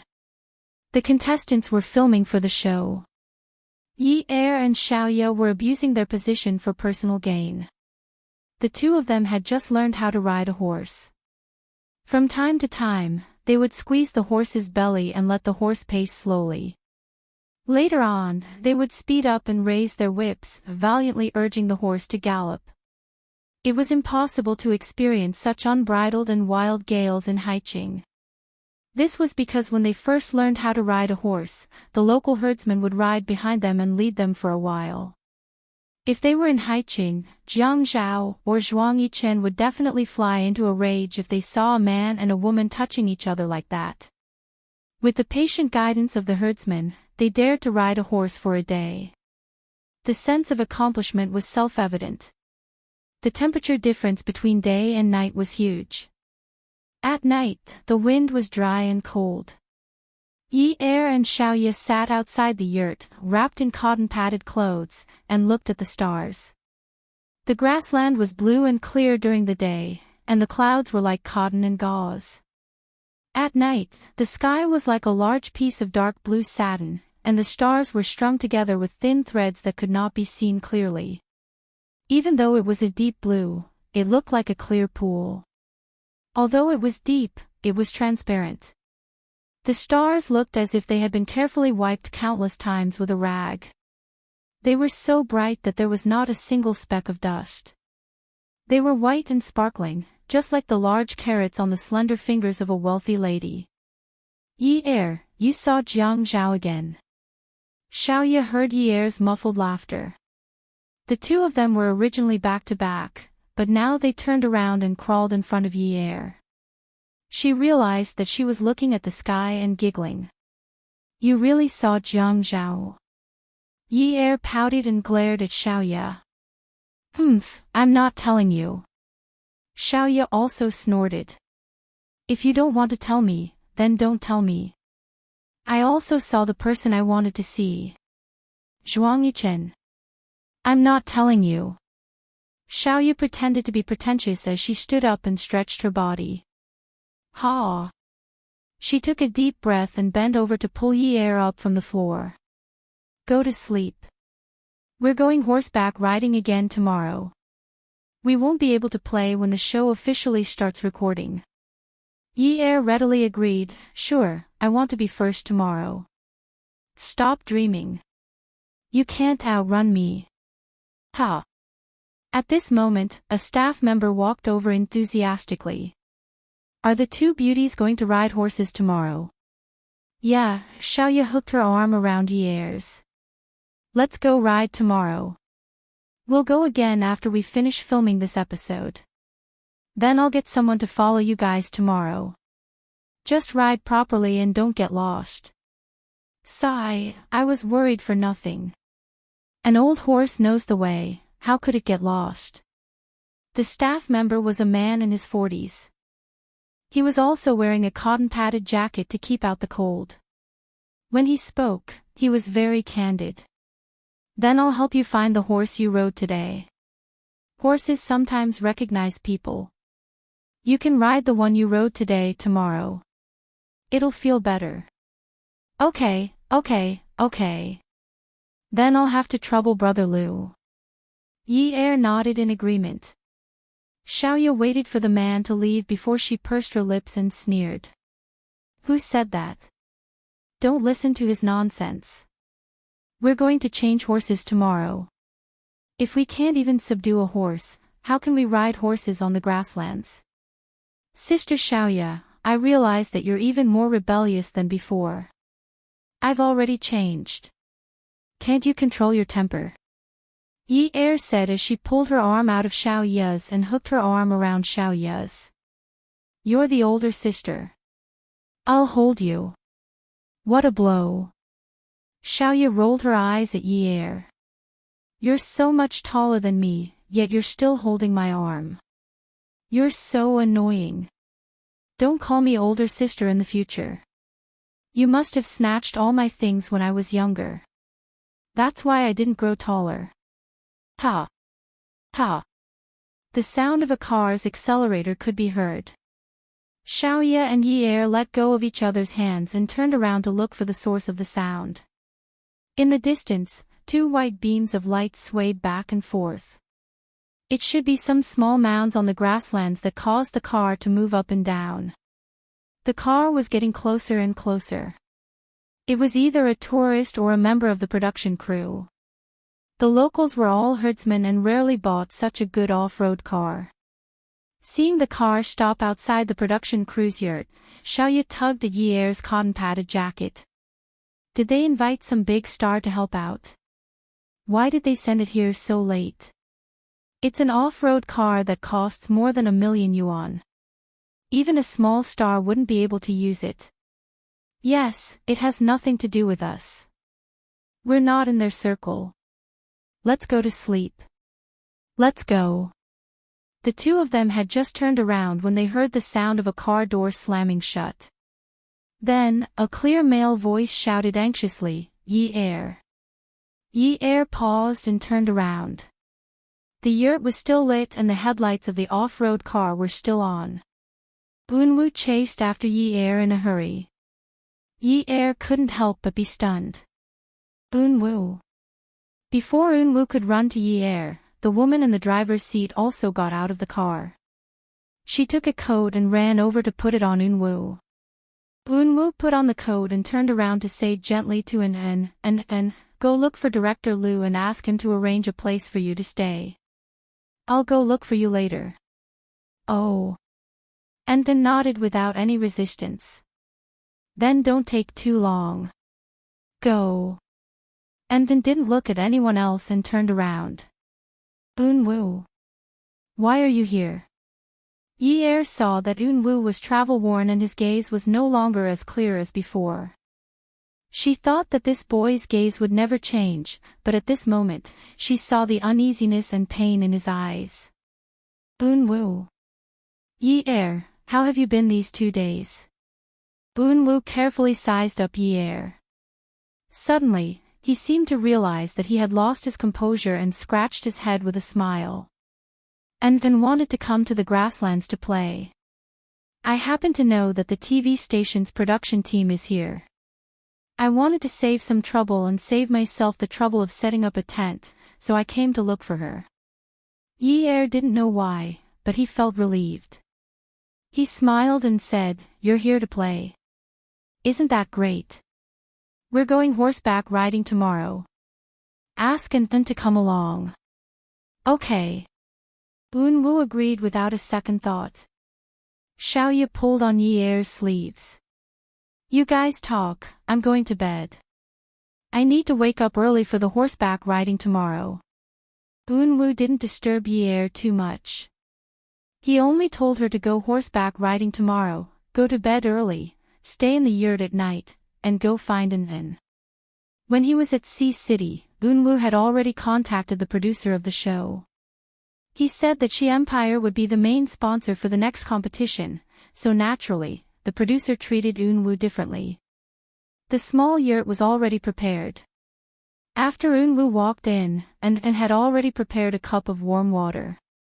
She passed the cup to Unwu while her other hand opened to reveal a pile of red and white pills. She passed them to him. "Brother Yu, take these." Unwu accepted the pills and poured into his palm. He tilted his head back and popped them into his mouth. He gulped down a large mouthful of water. And then accepted the cup and placed it on the small table. Then she went to prepare some water for Unwu to wash his face. Unwu called after her. And then stood still and turned around. Ha! Yunwu's jacket was a loose winter jacket. It was casual and had a large pocket. He pulled out a business card from the pocket and passed it to An. And then, drive the car to the airport and contact this person. I've bought you a ticket. Leave as soon as possible. And Anne's heart squeezed and her eyes reddened. She looked at the business card in the young man's hand and shook her head. She mumbled, "Why?" And then, "Don't cry. Listen to me." Unwu pulled Anne's hand and placed the business card in her hand. "I've brought your passport and everything else for you. He'll send you to America. And then, don't cry. Listen to me. Once you go there, don't ever come back. Do you understand?" And then had always been calm, but she was always irritated by Unwu. She tore the business card in her hand and tore it into pieces. She threw it at Yunwu's face and said angrily, "I don't want it. I don't want it. Why are you chasing me away? I'm not in your way. I didn't tell on you. I didn't prevent you from finding Yunyi." Yunwu's face turned cold. The gentleness in his eyes disappeared instantly and was replaced by a cold and stern look. He shouted. She and then saw that Unwu was angry. Her body trembled and her lips trembled. She wanted to bite her lips, but she couldn't help but gasp for air. Her tears flowed like water. No matter how dissatisfied she was, she didn't dare to resist. "What if I don't leave?" "You have to leave even if you don't want to." And then suddenly squatted on the ground and buried her head between her legs. She opened her mouth and bit on her cotton shirt. She tried to hold back her sobs and her words were slurred. "I'm not leaving. I'm not leaving. I'm going to tell Grandpa. I'm going to tell Grandpa that you didn't go to participate in the acquisition. You sneaked out to find Yunyi. Shi Unwu, I'm going to tell on you. I'm going to have Grandpa lock you up and never give you freedom again." Unwu looked at An's trembling shoulders and pain flashed through his eyes. He reached out his hand to pat An's head. He slowly clenched his fist and stood firm. He took a deep breath and said coldly, "Shi An, you're going to tell on me. Get your facts straight. You're just an adopted girl. Who do you think you are? You're just an adopted girl to play with me. You're just a servant of the Shi family." And then tilted her head and looked at the boy with teary eyes. He said she was just a servant of the Shi family. In his eyes, she was just a servant. And Anne's head seemed to be frozen. She looked up at Unwu. "I'll leave after you leave, okay? I need to remind you to take your medicine. I'll be punctual. Then, I can take care of myself when it comes to eating and sleeping." When An left, it was when the sun rose above the horizon. She begged for mercy the whole night but she couldn't move Unwu. She didn't know what she did wrong but she refused to leave, so Unwu called his men to take her away. Outside the stable in the early morning, Yi Er, Xiaoya, Unwu and a herdsman were inspecting the horses. The herdsman inspected the horses and then brought them out. The horses that little Ye and Yi Er rode yesterday, one black and one brown, were handed to them. He also brought out another one for Unwu. Finally, the herdsman brought out the horse that he rode all year round. He touched the horse's mane and said some things that they should pay attention to yesterday. His Mandarin was not standard, but Yi and the others could understand. Welfare, Shinwu 799. Chapter 718. Unwu. Tugging on the reins, he said, Yi Er, why don't you go back to High City? The temperature difference in the grasslands is so big. Ainen can't take it anymore and left. Ainen is a child, but I'm not. Yi Er hung a water bottle on his saddle and looked at his leather boots. Thinking about how cool he looked when he was riding a horse, he couldn't help but laugh. You can only ride a horse at the racetrack in High City. The air there isn't as good as here. Unwu looked around and sighed.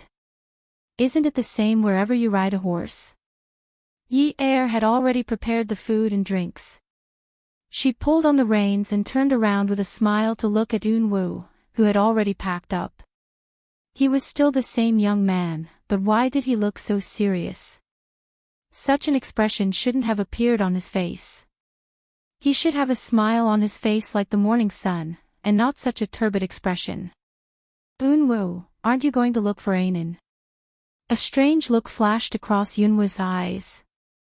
He nimbly got on the horse, stepped on the stirrups, and sat on the saddle. His movements were fluid and smooth. He smiled and said, I want to ride a horse on the grasslands too. To Yi Er, Unwu was a gentle young man. But at this moment, he looked like a romantic swordsman dressed in white who flew out of a wuxia novel. He had a free and uninhibited handsomeness. When he lowered his head to look at her, there was a hint of sadness in his eyes. Yi Er looked at Unwu with a trace of heartache. Just as she was about to get on the horse, Xiaoye snatched the reins from her hands. I want to change horses. Yi Er frowned. Didn't you say yesterday that you wanted to ride a horse you were familiar with? No, I want to change horses. You rode faster than me yesterday. It must have something to do with the horse. Xiaoye's horse yesterday was black, while Yi Er's was brown. In fact, Xiaoye felt that brown looked better than black. Maybe it was because she had ridden a black horse before. In ancient dramas, horses were either white or brown. Who would ride a black horse? Now that they were in an unfamiliar place like the grassland, she didn't want to give in to Yi Er just because she was the elder sister. Occasionally, she would act shamelessly, which was also a very good experience. She pouted with a slight displeasure. You're not willing. Yi Er shrugged and said nonchalantly, so be it. When Unwu saw Yi Er walking towards Xiaoye's horse, he reminded him, ride slowly and get used to it. Don't ride so fast the moment you get on the horse. Unwu, I got it. Xiaoye thought to herself, isn't she Yunwu's concern for Yi Er a little too obvious? How could he bring his girlfriend out to relax? Clearly, he was out to hook up with a mistress behind his girlfriend's back. Bah! Yi Er is not a mistress. Forget it. It's not appropriate to talk about this in front of friends. Xiaoye pulled the saddle, stepped on the stirrups, and flipped onto the horse's back. Yi Er did the same. He slowly climbed onto the horse's back. The 4 horses trotted slowly. With the herdsman following them, they felt even more secure. There was another horse following them from a distance.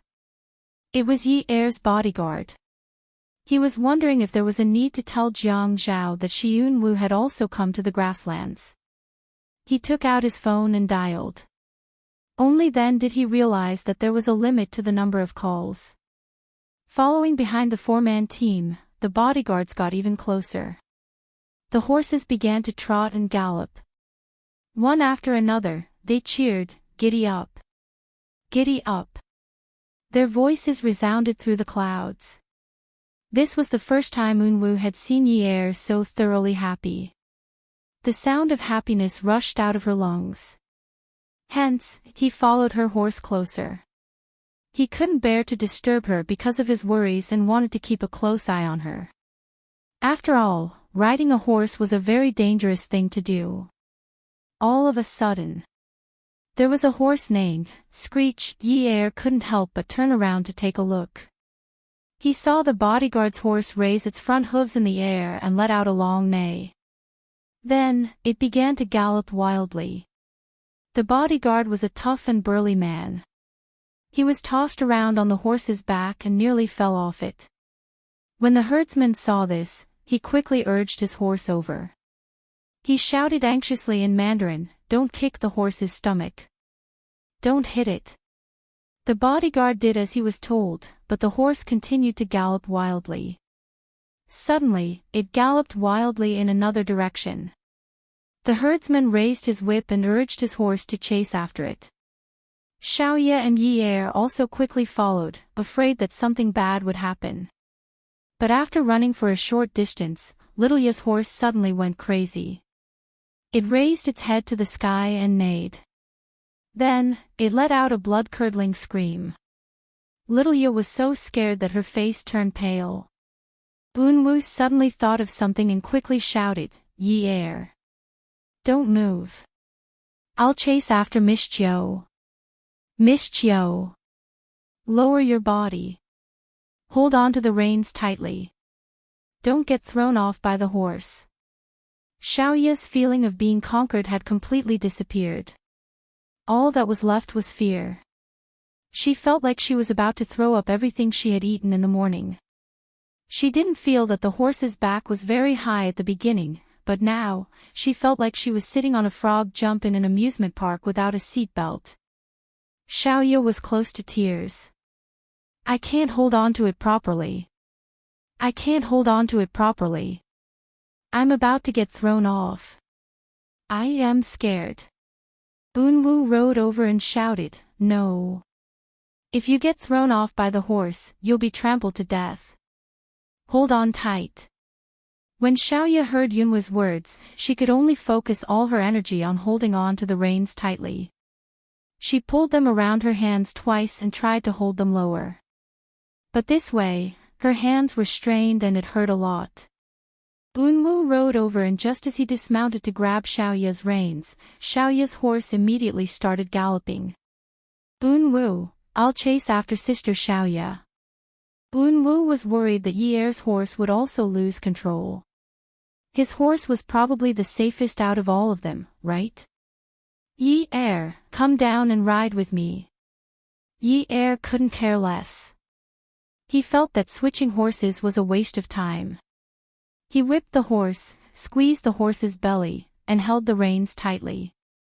"If anything happens to Xiaoye, Zhuang Yichen will kill me. Her horse is mine." He wasn't afraid that Zhuang Yichen would kill her, but he was afraid that someone around her would get hurt. Boonwoo cursed under his breath and mounted his horse to chase after her. Although the horse was no longer jumping wildly in the air, its speed was still shockingly fast. Xiaoye could only hold the reins tightly. Her palms were already scratched and bleeding, but she couldn't feel any pain. She had to resolve the reason for her fear.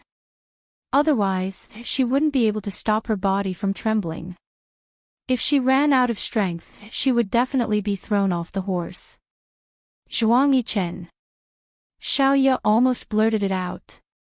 She cried and shouted, "Zhuang Yichen. When I become a ghost, I'll definitely drag you down to accompany me. You bastard."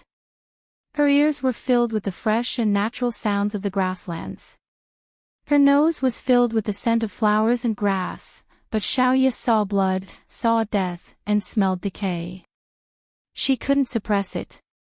When she thought of Zhuang Yichen, she could suppress it for a while, but after a while, she could smell the decay again. "Zhuang Yichen, aren't you omnipotent? Why can't you marry me? I'm going to die. I'm still an unmarried woman before I die. Where will I put my face if you keep shouting?" Xiaoye cursed in her heart over and over again until she felt the horse suddenly stop. Her entire body was thrown forward due to inertia. When she saw the horse in front of her sink, Xiaoye was shocked. The swamp. She didn't dare to use force. She knew that the more she struggled, the faster she would sink. Just like the horse in front of her. It was such a tall horse, but now, only its head was still outside. She felt as if there were countless hands under her feet that were forcefully pulling and dragging her. Her hands were still stretched out on the surface of the mud, but she couldn't reach into her pockets. She wanted to call Zhuang Yichen and tell him that for the past few days, she could see him when she looked at the blue sky and white clouds during the day and the stars and moon at night. Although he was a little despicable and a little perverted, she still saw him. She saw the scene when they first met. She said to him, "Sir, can I treat you to a drink?" At that time, he only smiled faintly and raised his glass to hers. "I don't spend women's money, and I don't like women paying for me. So, miss, I'll treat you to a drink." She saw the scene when she cried out in pain under him for the first time and scolded him for not knowing how to take care of women. She saw how every time he appeared at her press conference, he would always bring along a stunning beauty to accompany him in order to prevent the outside world from writing about them. She saw how he sat below the stage and gently tugged at the corner of his mouth. She remembered that he was obsessed with cleanliness. She also remembered that he said that he liked the small table lamp at her place because it had the effect of dispelling nightmares. It was just that they hadn't had a proper meal together, and he hadn't given her a proper gift. Other than a tie that she made herself, she hadn't given him anything else. His clothes were always several times more expensive than other people's. Most importantly, she hadn't told him personally that she missed him very much. She should walk up to him, wrap her arms around his neck, tilt her head, and smile naughtily. "Zhuang Yichen, I think I've fallen in love with you." Xiaoye hated crying, but at this moment, she stuck out her tongue and tasted something salty. She heard the horses neighing and opened her mouth. Her stomach felt like it was being strangled by thick mud. She used all her strength to shout in the direction of the sound, "Don't come over." Yunwa's and Yi-Er's horses weren't startled, so when they reached the swamp, they sensed danger and slowly stopped. Yi-Er saw that Xiaoye was stuck in the mud and was so frightened that his face turned pale. In a moment of stupidity, he wanted to rush over. Looking around, there weren't any obvious puddles and the green grass grew evenly. How could it be a swamp? Even though Unwu was usually calm, he almost lost his composure. He coldly shouted at Yi-Er, "Stop right there." Unwu. Older sister Xiaoye. Even though Yi-Er had watched some movies, he didn't know what to do next. The horse refused to move forward. "No, I have to pull her up." Yi-Er was afraid that the mud would pull Xiaoye down. His waist was still exposed, but what about later? "If Zhuang Yichen finds out that I caused older sister Xiaoye's death, he will definitely kill me." Yi-Er's voice trembled uneasily. She always used such a tone to affirm that she had to save Xiaoye, forcing herself to believe that she had to save Xiaoye because she was afraid that she would die. This way, she would be braver. "You're not allowed to go over." Unwu bent down and pounded the ground. "As long as I'm here, no one can kill you." Welfare, Hongcha 866. Chapter 719. Stay where you are and don't move. "I'll go over and think of something." Unwu removed the reins from Yi-Er's horse and reminded her, "Yi-Er, be good and stay here. Don't distract me and don't move at all. Do you understand?" Yi-Er. She looked at Unwu, at this boy who was about her age. She had only seen him as calm as water, aloof from worldly affairs, with pure and clean eyes, face, and temperament. She had never felt that he was a proud leader. He was calm, indifferent, calm, self-controlled, and did not show any signs of panic. He gave people an endless sense of security just by looking at him. Yi-Er nodded hesitantly. Looking at Unwu like this, she had already forgotten what kind of voice that immortal-like youth had sounded like in the early mornings, afternoons, and dusks of the art street. Unwu held on to his horse as he stomped hard on the ground. He looked for a relatively hard spot on the ground as he walked over to Xiaoye. As he walked over, he comforted Xiaoye, "Xiaoye, Jia, pull open your jacket and pull down your sleeves to your armpits." Don't make any big movements, then use both sleeves to tie a knot in front of your chest. Tighten it a little and tie a dead knot. Remember, don't make any big movements. Don't be nervous, I'll pull you up. Lilia listened to Inyo's voice. It was faint, like a spring in spring, flowing into her ears with a tinkling sound. It was as if a beam of pale yellow morning light had suddenly lit up in the darkness. Suddenly, her wildly beating heart began to calm down, as if she had taken a tranquilizer. She looked at the elegant youth, pulling the horse and steadily walking towards her step by step. The horse was obviously unwilling to go over, so Unwoo walked in front of it. He clearly looked like a weak young man, but he seemed to have infinite strength. He pulled the restless horse and steadily walked towards Xiaoya's quagmire. Yi Er looked at Yunwa's back and walked forward unyieldingly. The sky above the swamp started to darken, and the sky slowly darkened. His heart started to ache. Unwoo, be careful. He took out his phone and wanted to call the ambulance, but there was a limit to the number of calls. Yi Er, don't move. Don't distract me. Unwoo did not turn around. He only responded to Yi Er calmly. When Yi Er nodded, that lump of sour air condensed in his nose, making him feel very uncomfortable. I won't move. Xiaoya looked at Unwoo and started to unzip her sportswear. The mud was now up to her waist, but her nervousness was easing. Her movements also slowly stopped trembling because of the boy walking towards her. She pulled out her sleeves and tied a knot in front of her chest. Sister Xiaoya, tie a knot until it's dead. I know. I'm just worried that the quality of the clothes won't be good. Later, when the seams are unzipped, these are the uniforms given by the station. Don't worry. The uniforms given by the TV station are of high quality. They're much better than the ones made in your shop. Embroidered pillow, look at how good your clothes are. It's not dirty yet, it's practical.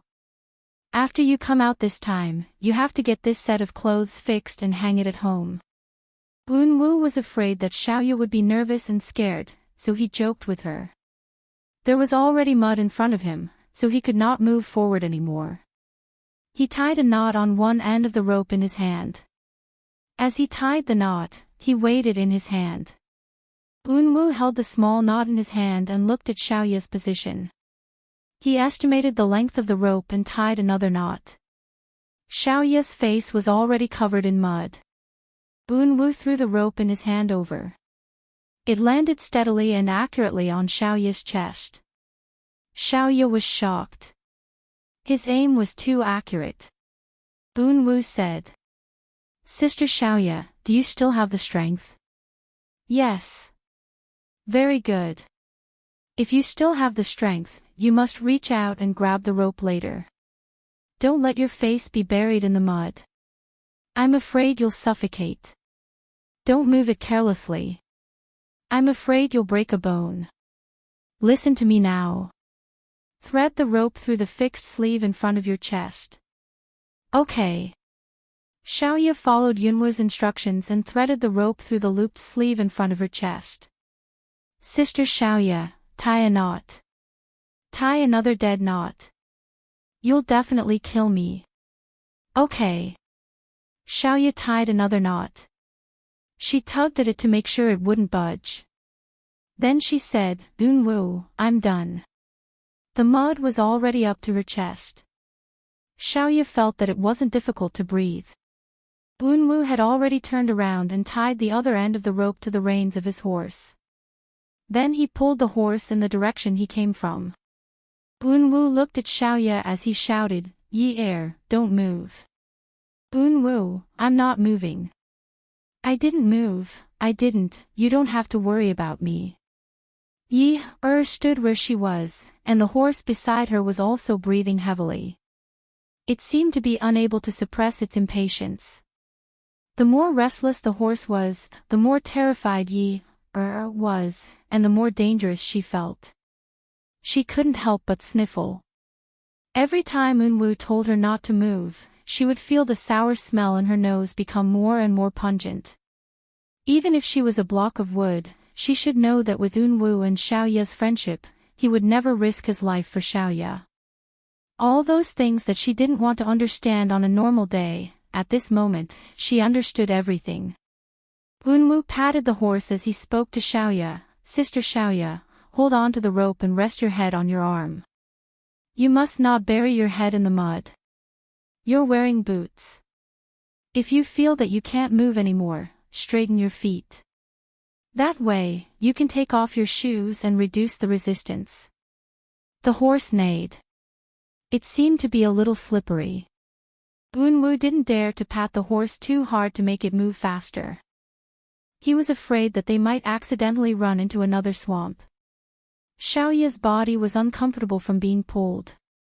The rope was pulled taut.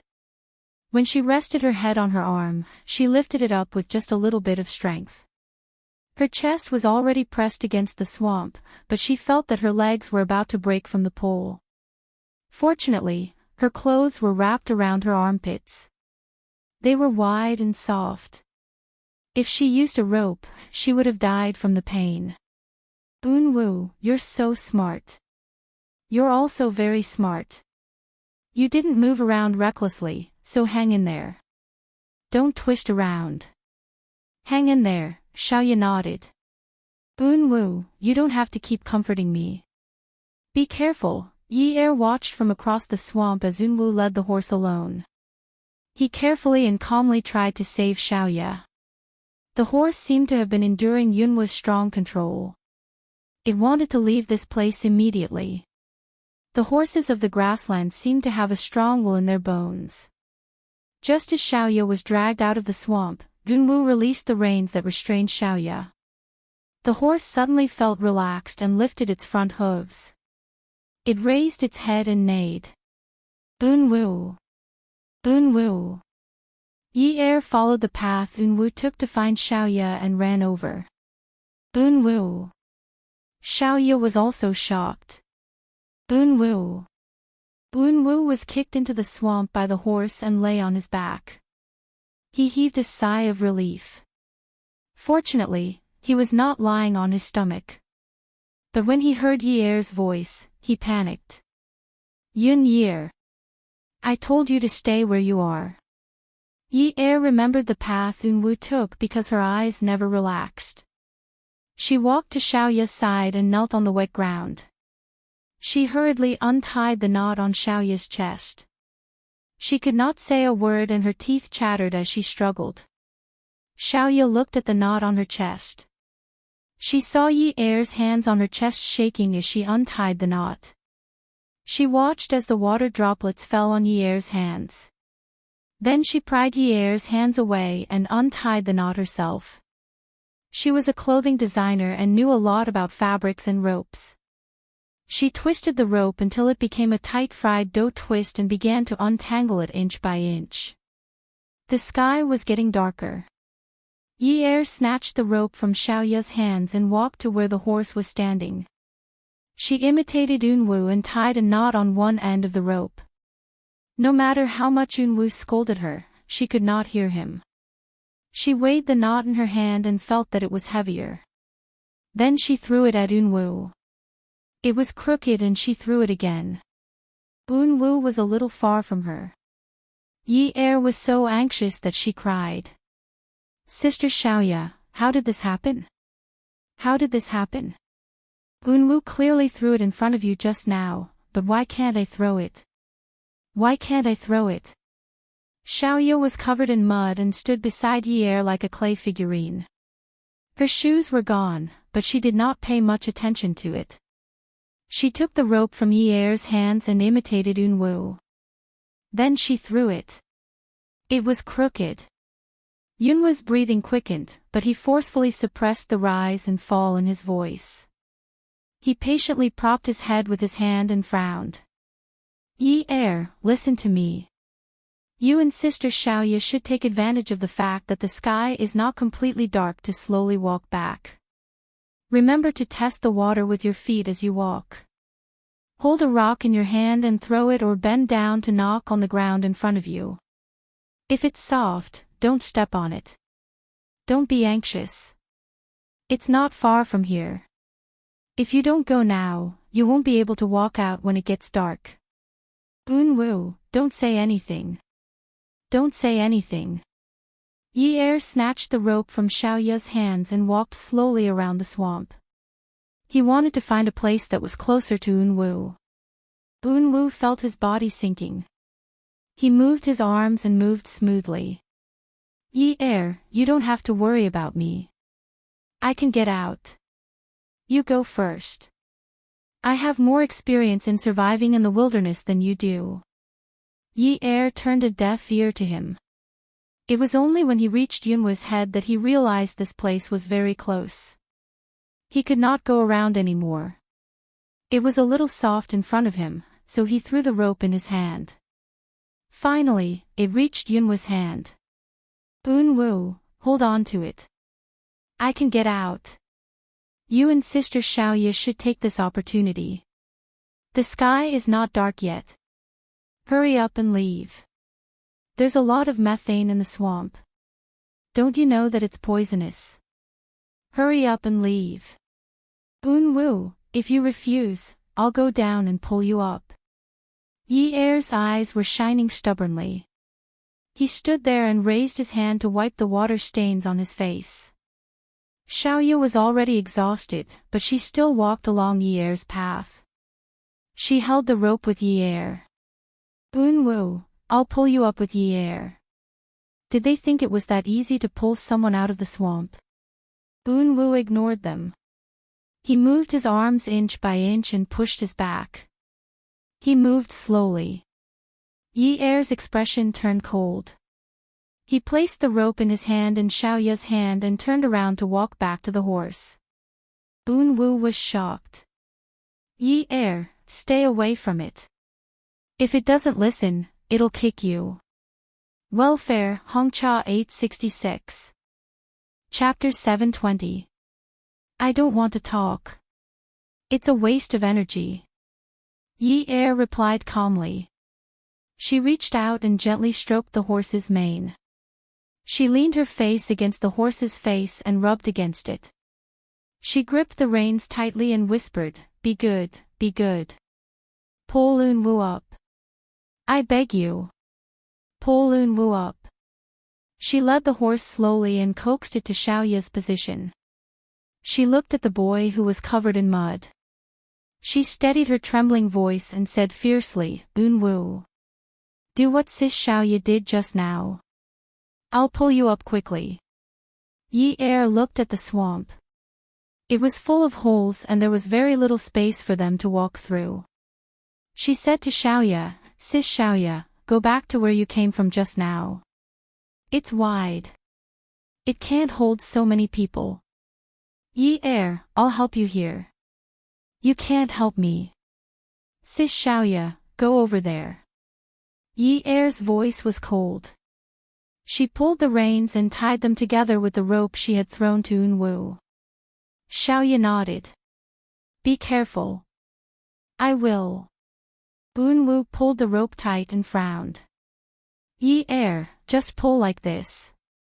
"Unwu, it'll be troublesome if you can't pull steadily like this. Also, it'll take too much effort. Just like what Sis Xiaoya did just now." "Yi Er, listen to me.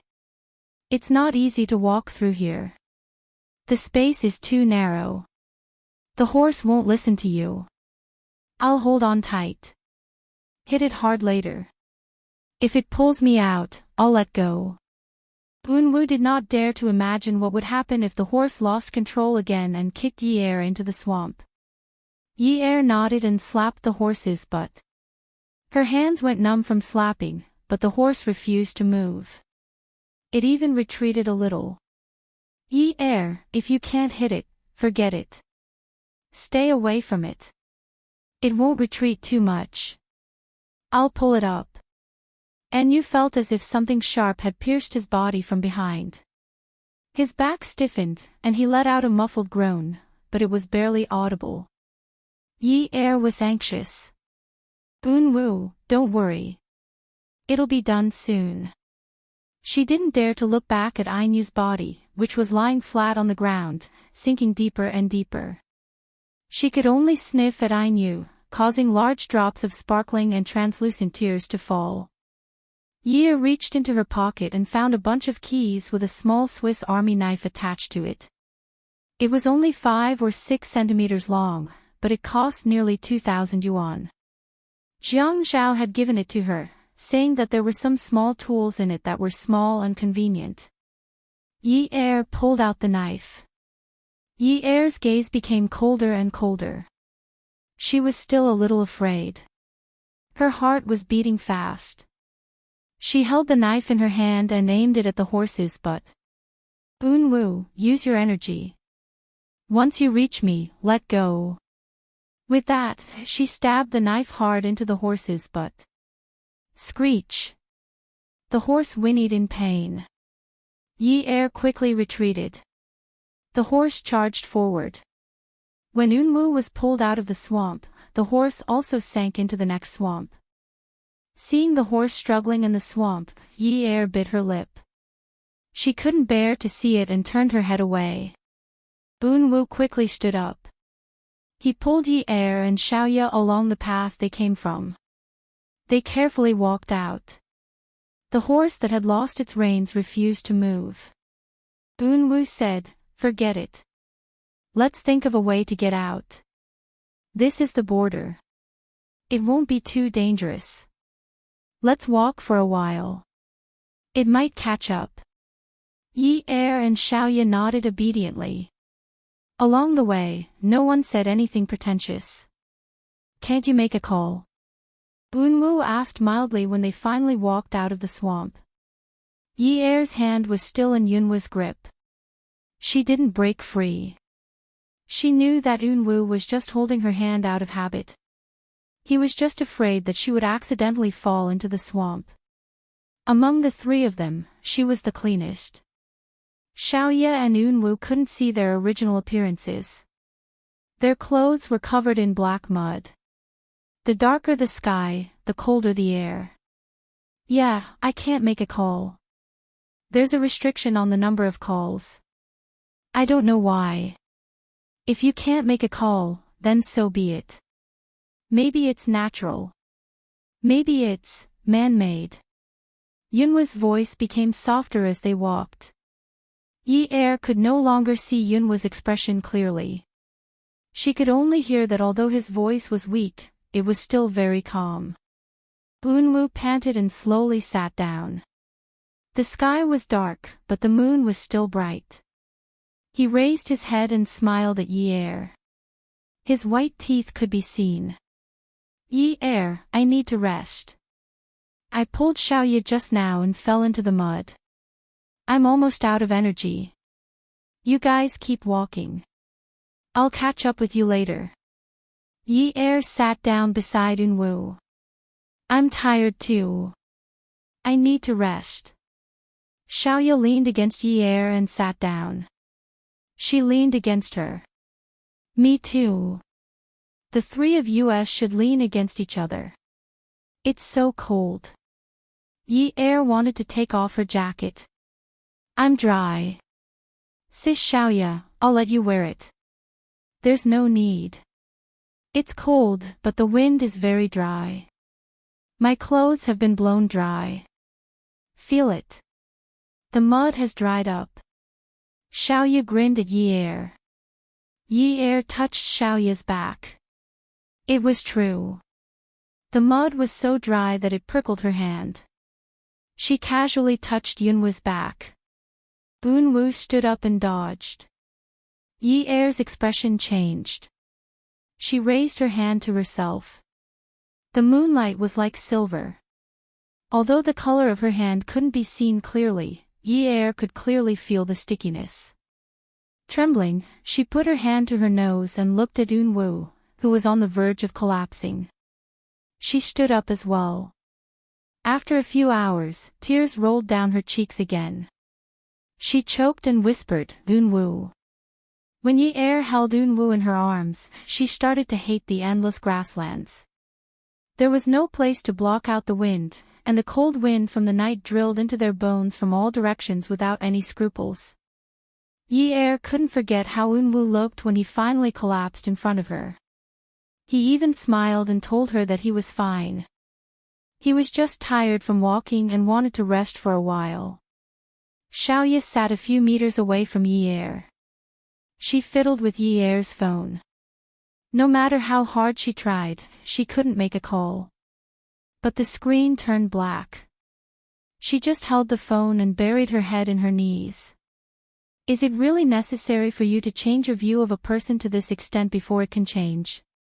At least, Xiaoyu remembered that Eunwoo had said that after they got out of the swamp, he would hang the uniform she was wearing at home. Actually, the uniform wasn't for the person she was supposed to be serving. It was for Eunwoo. She couldn't turn her head to look. She only felt terrible. When her life was hanging by a thread, it was a boy who had nothing to do with her who saved her. And now, that boy was lying in her best friend's arms. His eyes were closed, and he would say a few words from time to time. She heard her best friend sniffling, and from time to time, she would reply with choked sobs. The horse didn't follow them out. Otherwise, they could carry Eunwoo and continue walking. But that wouldn't do. If a person, especially a man who was over 1.8 meters tall, didn't have any strength, how many women would have the strength to carry him for long? Yi Er tried before, but she couldn't hold on for long. She and Yi Er tried to carry Eunwoo forward, but she wasn't tall enough. All her strength was carried by Yi Er. Together, they couldn't even walk a kilometer. Now, they were resting in a place that hadn't changed at all. At a glance, there was only the boundless night sky and the boundless dark grassland. There were no more wild flowers or butterflies. There was only the eerie aura of death. Yi Er placed Eunwoo on his side. She placed her clean legs under his head so that he could sleep more comfortably. Her dry coat was wrapped around his body. The temperature difference in the grassland was very large. The night was very cold, but Yi Er couldn't feel the cold anymore. He didn't know what had pierced his back, but there was a long wound. The smell of blood was really disgusting. Yi Er. In the darkness, it was hard to see what Eunwoo's lips looked like. She could only hear that his voice was very dry, as if he was dehydrated. There wasn't a trace of color in it. Yi Er touched Eunwoo's face and gently comforted him. Eunwoo, it's daybreak. I'll go find water. Yi Er, don't feel guilty. Eunwoo. Yi Er, actually, I don't need to feel sad. I'm going to die. Even if I didn't come this time, I would still die. Don't talk nonsense. Yi Er's hand was on Eunwoo's face, and he couldn't stop trembling. My heart isn't good. I had a heart transplant when I was 8. I don't have a long life to begin with. Eunwoo said this without much regret. It was as if he was talking about someone else and had nothing to do with him. Do you know Anan? She didn't leave because of the temperature difference in the grassland. She was chased away by me. I couldn't keep her around. Grandpa is a person who plans ahead for a rainy day. And An is a child he adopted. I only just found out that An was a match with me since she was young. Grandpa adopted her so that when my heart fails one day, he could swap it with hers. Even though it was night and there were only the stars and moonlight, Yi Er felt like he was looking at a mirror in front of him. His eyes were wide open in shock. Anan grew up with me. She's my little sister. How could I do that? If one day I have to sacrifice my little sister to survive, I can't do it. Furthermore, the surgery might not be a 100% success rate. If I don't live, Anan won't live either. Eunwoo sighed. I really can't do it. I've sent An away. Even if today's incident didn't happen, I won't be able to live for long, so don't feel guilty, don't blame yourself, just be a good Mrs. Jiang. When the sun rises, you and Sister Xiaoya go out, go to a place with good water plants, maybe you'll meet a herdsman. If you stay here and guard me without contacting the outside transportation, you'll die. Even though Yunwa's voice was soft, he tried his best to speak in a steady and continuous manner. He thought that this way, Yi Er wouldn't notice his weakness. Yi Er shook his head. He hugged the boy's head and shook his head. Unwoo, I won't leave you behind. I won't. No matter what the reason is, I won't leave you behind. Hi. Unwoo sighed. Yi Er, let's talk about something else. Have I ever told you that I like you? Then do you know that I like you? I know. Yi Er, if I had told you earlier, before Jiang Zhao, that I like you and want to be with you, would you have been with me? Would I? Yes. Unwoo reached out and placed his hand on Yi Er's thigh. He brought it close to his face and then placed his hand under his face. It was very cold, but at this moment, he felt a warm liquid dripping onto the back of his hand. It was warm and very hot.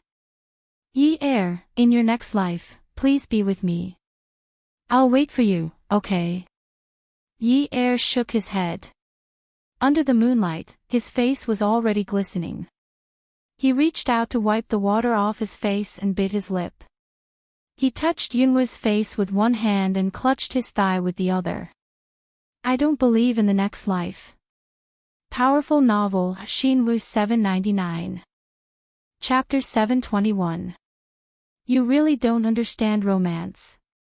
Unwoo squeezed out a faint smile from his throat. It was as if they were still on that art street. He stood there with his easel propped up, his eyes as clear as water, glancing at her from time to time. Then, he would dip his brush in ink and carefully paint. That voice was just a casual tease. You love Jiang Zhao so much. Even if I were to live in this life, you wouldn't marry me. Even if I tried to snatch you away, I wouldn't be able to win. I asked you to make a promise to a next life, but you refused. Petty. Yi Er clutched her leg, the pain was unbearable. Unwoo, I don't believe in a next life. Believe in it. Let me have some thoughts. At least give me some hope. There was a kind of voice, as lonely as snow. There was a kind of waiting, as lonely as snow, as white as the sky, with a hint of desolation. Yi Er shamelessly realized that her heart was hurting. Other than Jiang Zhao, she was hurting for another man. Her tears were like diamonds shining under the moonlight, sprinkling on the boy's face. Unwoo. Unwoo let out a long sigh. His breath was getting weaker and weaker. So what if I believe in a next life? Yi Er held Yunwa's hand tightly, as if trying to hold on to his weak breath. Unwoo, I believe in you. Unwoo chuckled softly, with a trace of satisfaction. He had been lying on her leg with his back facing her, but at this moment, he turned his head, opened his eyes, and looked at Yi Er. The moon was like silver. Under the clear moonlight, his gaze was as clear as water. The joy in his eyes was as dazzling as the sunlight in the day. Then in the next life, marry me. You're not allowed to regret it. I'll let you go in this life and let you live happily with Jiang Zhao. I won't regret it. Yi Er, you can't forget. Remember that you promised me a next life. I won't forget. Unwoo, I won't forget. Yi Er couldn't see the pair of gems that reflected the moonlight. His eyes closed again. Yi Er hugged Yunwa's head tightly. No matter how much she shouted, Unwoo didn't respond to her. Yi Er's shoulders trembled violently. She choked with grief. Unwoo, don't sleep. Unwoo, you're going to the other world so early. Do you want me to die too? Can't you live a few more years and wait for me? Unwoo. After a while, Unwoo weakly said, Yi Er, if I'm lucky enough to live a little longer, let me pursue you just once. The thing I regret the most in my life is missing you and letting Jiang Zhao beat me to it. What a pity. Yi Er hurriedly nodded. Okay, Okay, okay. Then you must pursue me. The thing I regret the most in my life is not being pursued properly. Eunwoo. Anyway, I'm already divorced. You can do it. We're both single. You must pursue me. Ha. Eunwoo chuckled, but only he could feel the bitterness in his throat. It was so bitter that even his tongue felt numb. Yes, I'll definitely pursue you properly and learn everything I can about pursuing girls. Yi-er, you're the first girl I've ever liked. You're the only girl I've ever liked. I must pursue you. Yi-er didn't know why, but Yunwa's words were always very coherent. Although he was a little weak, he didn't seem to be panting and seemed very stable. But after he finished speaking, there would be no response for a long time. It was as if this person would never speak again. It caused the surroundings to be shrouded in a heavy aura of death. Countless military off-road vehicles were sweeping the grassland in all directions with their headlights on. The barking of police dogs could be heard one after another on the grassland. Helicopters were flying along the grassland with high-powered searchlights on the ground, searching carefully. Jiang Zhao sat in the helicopter. His ears were filled with the deafening sound of the propellers and motors. He looked out the window. Under the high-powered searchlights, the grassy plains were fanned by the propellers. The wind was blowing, causing ripples on the grassy plains. His brows were furrowed tightly, and his face looked as if it was carved out of stone. It was so cold that it was hard. The meeting was not over yet. When he heard that Yi-er was missing, he left everything behind and left. The bodyguards had been found, but Yi-er was still missing. Ever since the search and rescue was arranged, he had not said a word. He only looked at every corner that he could see. He was so serious that even the pilot was a little shocked.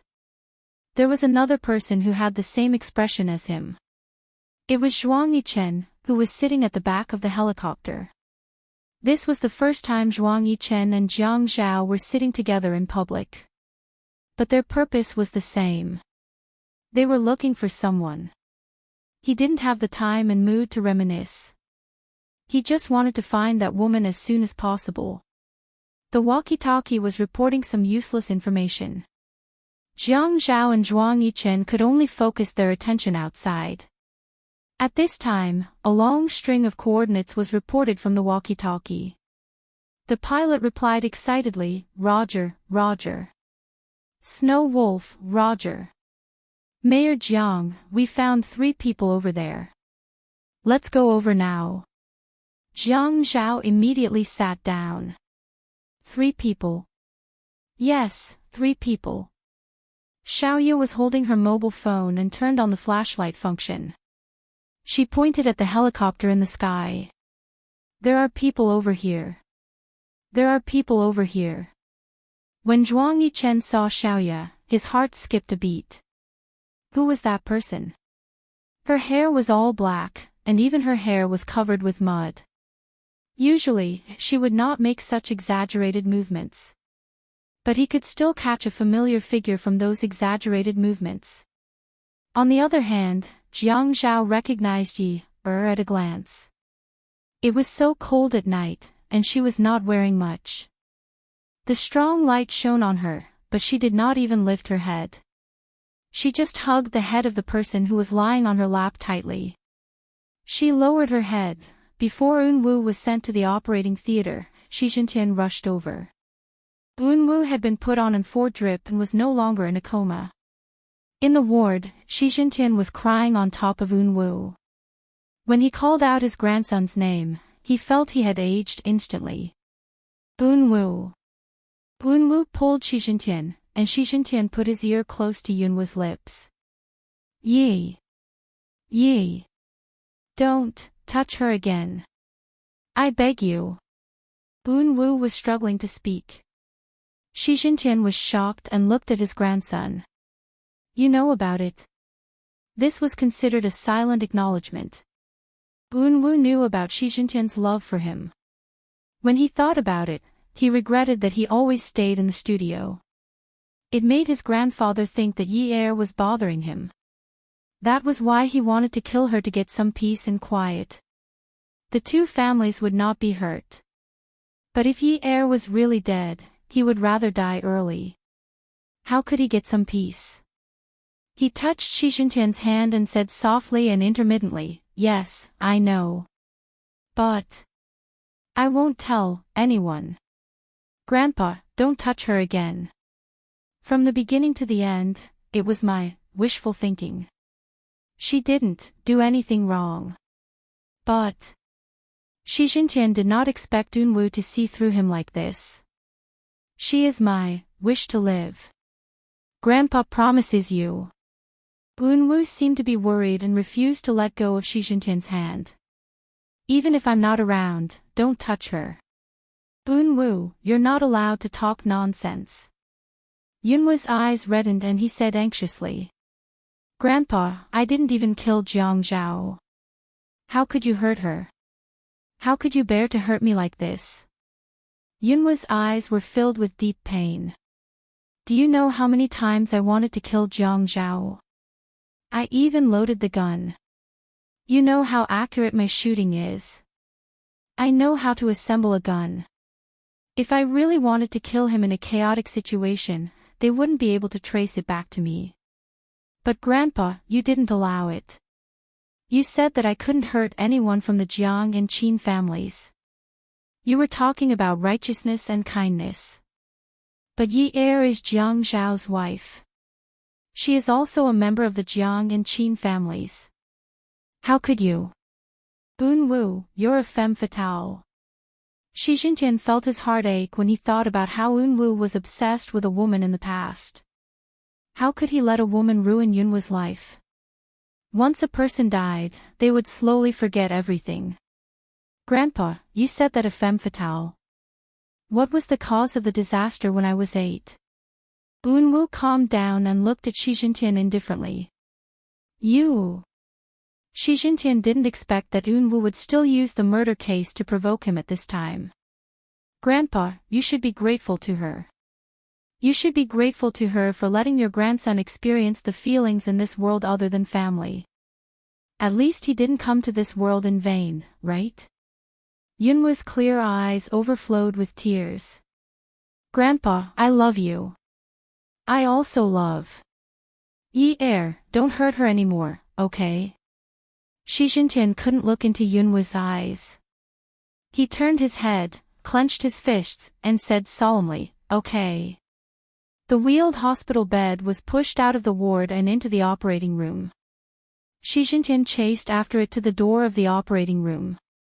His gaze was locked there without moving. The hospital was arranged by Jiang Zhao. It was a local military hospital. Outside the window, the sky was filled with stars, but he wasn't in the mood to enjoy them. Xiaoye had suffered some cuts in the swamp. Now, she was lying on the hospital bed, clean and clean. Medicine was applied to her wounds, and she was hooked up to an 4-drip. It was an anti-inflammatory drug. The ward was a little crowded. There were no separate rooms, so Xiaoye and Yi Er stayed together. Because Yi Er was in a daze, Jiang Zhao was worried that it was because of the miasma in the swamp, so he patiently stayed with her. Actually, it was just to comfort himself. After seeing Unwu fall into her arms like that, how could he not overthink? Moreover, after hearing Xiaoye's story, Jiang Zhao was upset that he wasn't the one by her side at that time. Xiaoye leaned against the headboard. Zhuang Yichen sat on the round stool in front of the bed and analyzed, "Your horse is already submerged in the swamp, but there's something wrong with Yi Er's bodyguard's horse. There are steel needles under the saddle, but they're not very long. Only when the horse moves harder and harder while riding will the steel needles pierce into the horse's back. You won't notice it for a while. Zhuang Yichen, let's break up." Zhuang Yichen obviously didn't expect Xiaoye to suddenly say something like this. He came all the way here, and this was all she said to him. He said coldly, "Looks like you're too tired. Sleep early." Xiaoye looked up. She thought about how Unwoo had saved her while shouting for Yi Er not to move around. Her tears were about to fall. People would only feel deep sorrow when they were like her, right? How much did Unwoo love Yi Er that he would save someone who had nothing to do with him for Yi Er? That feeling made her go crazy with jealousy. As her tears fell, she looked up at the man who had already stood up. She pulled out the needle in her hand and threw it away. You can either break up with me or marry me. It's your choice. Don't even think about threatening me. This time, even if you want to kill my whole family, I won't give in. Attention, Shinwoo 799. Chapter 722. Jiang Zhao heard the argument behind him and turned around. He happened to see Zhuang Yichen's flat back swaying slightly. Nonsense. Zhuang Yichen pressed Xiaoye back into the blanket and turned around to look for the nurse. Xiaoye didn't argue. She lay there quietly. Don't you think it's troublesome? Do you think it's a pity that you didn't collect my body today? Zhuang Yichen turned around. Little demon Qiu, have you had enough? Xiaoye turned her back and pulled the blanket calmly. Anyway, I'm still going to say the same thing. If we don't get married, then we'll break up. This time, I'll pretend that I'm dead. Zhuang Yichen, when I knew I was dying, my mind was filled with you. At that time, I was wondering if I should tell you that I seemed to have fallen in love with you. But my hand was outside the quagmire and my phone was in my pocket. I couldn't possibly tell you that I've been with you for 4 years, and in the end, that's my only wish. Suddenly, Xiaoye felt a wave of astringent air coming out from her stomach and choking her throat, making her unable to continue speaking. Her face was cupped by the man's large hand. After a while, he said leisurely, "Do you like a Chinese wedding or a Western one?" Xiaoye held the man's hand and covered her face. She cried for a long time before she came back to her senses. She turned around and looked at the man sitting by her bed in shock. "Ah. What kind of wedding do you like? Chinese or Western?" Xiaoye was stunned. Her smile was uglier than her crying face. She happily wrapped her arms around Zhuang Yichen's neck. "Zhuang Yichen, did I succeed in forcing you to marry me? Did I? Let's go back and choose a ring and a wedding dress." Xiaoye only knew that the man's voice was soft and gentle. It sounded like he was doting on her, but she ignored the hint of panic in his voice. Jiang Zhao held Yi Er's hand and asked Zhuang Yichen, "Can I not know about the wedding?" Xiaoye wrinkled her nose and snorted. "No, you have to bow." Jiang Zhao laughed. "Ha!" Yi Er asked Xiaoye, "Sister Xiaoye, what gift do you like?" Xiaoye shook her head. "No, I want cash." When Yi Er saw that Xiaoye was happy, he was naturally happy as well. His mood also improved a lot. "No, talking about money hurts our relationship." When Jiang Zhao saw the smile on Yi Er's face, he relaxed a little. Xiaoye hugged Zhuang Yichen's waist and leaned into his embrace as she looked at Yi Er. She was so proud that it seemed like she was showing off. "Talking about relationships hurts money. Our friendship is stronger than gold." Zhuang Yichen pushed Xiaoye away and said coldly, "No matter how strong it is, you have to take the anti-inflammatory medicine. It's over." When Xiaoye saw that Zhuang Yichen had gone out to call the doctor again, she muttered, "He really doesn't understand romance at all." But her eyes were filled with endless happiness. Unwoo woke up a few hours after he came out of the operating room. When the sun rose, he asked his grandfather and the servants to buy chocolate-flavored popcorn. In the afternoon, he got out of bed and took the popcorn that the servants bought from the cinema to Yi Er and Xiaoye's place. Coincidentally, Jiang Zhao was there. Unwoo acted as though he didn't see him. He walked to the other side of the bed and handed the popcorn to Yi Er. His clear eyes held a gentle smile. "It's chocolate-flavored. I don't know if it's the same as the ones you used to eat." Zhuang Yichen frowned. Jiang Zhao reached out to take the popcorn and placed it on the bedside table. It was one thing to be grateful to Unwu for keeping Yi safe, but the nature of a love rival didn't change. He said to Yi, even though you're not injured, the miasma in the swamp is poisonous. You should be careful and not eat anything carelessly. Popcorn is very explosive. Unwu didn't seem to care about Jiang Zhao. He only looked at Yi intently. Yi thought about the promise she made to Unwu. She thought about the words he said and the pain in her heart still lingered. She sat up in bed and put on her shoes. She stood beside Unwu. Unwu, thank you. It must be delicious. Her voice choked. She remembered that one time she brought popcorn to the art street and treated him to it. Try it. It's chocolate flavored. It's not bad. Men don't like to eat things like that. What? Nowadays, young men and women all like to eat things like that. They eat it when they watch movies to kill time. She opened the packaging and ate it herself. It turned out that he remembered it after that one time. Jiang Zhao suddenly felt a stone pressed down on his heart. He had never known that Yi liked to eat things like that. He had never known. Seeing Jiang Zhao stand up, Unwu smiled. He actually didn't want Jiang Zhao to misunderstand. It was just that there were some things that he wanted to do in the past but couldn't. He wanted to fulfill some of his wishes. He was a little selfish, but he had already made himself magnanimous enough. You rest. I'll go rest too. When Jiang Zhao saw Unwu leave the room, he didn't say anything and followed him out. Yi was afraid that Jiang Zhao would do something stupid again, but when she went out, she saw that Jiang Zhao and Unwu were clearly heading in different directions. When Jiang Zhao returned, Yi found out that Jiang Zhao had gone to get discharged. On the plane, just as Yi was about to speak, the silent Jiang Zhao interrupted her. Yun Yi, don't even think about falling in love with someone else. Ah Zhao, I promised Unwu that he would pursue me, Yun Yi, you're really something. Jiang Zhao glanced sideways and saw Yi looking at him with tears in her eyes. His heart ached.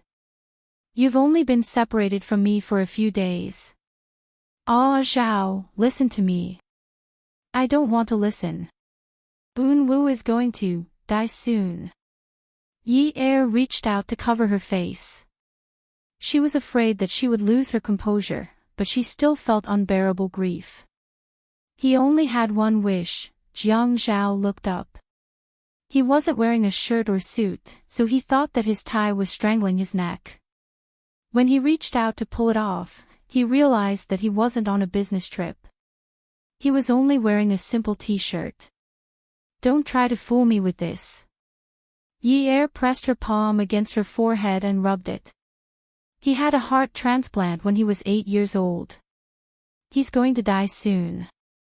When I checked his breathing, he was almost out of breath. After thinking for a long time, Jiang Zhao couldn't calm down when he heard the heartache in the woman's voice beside him.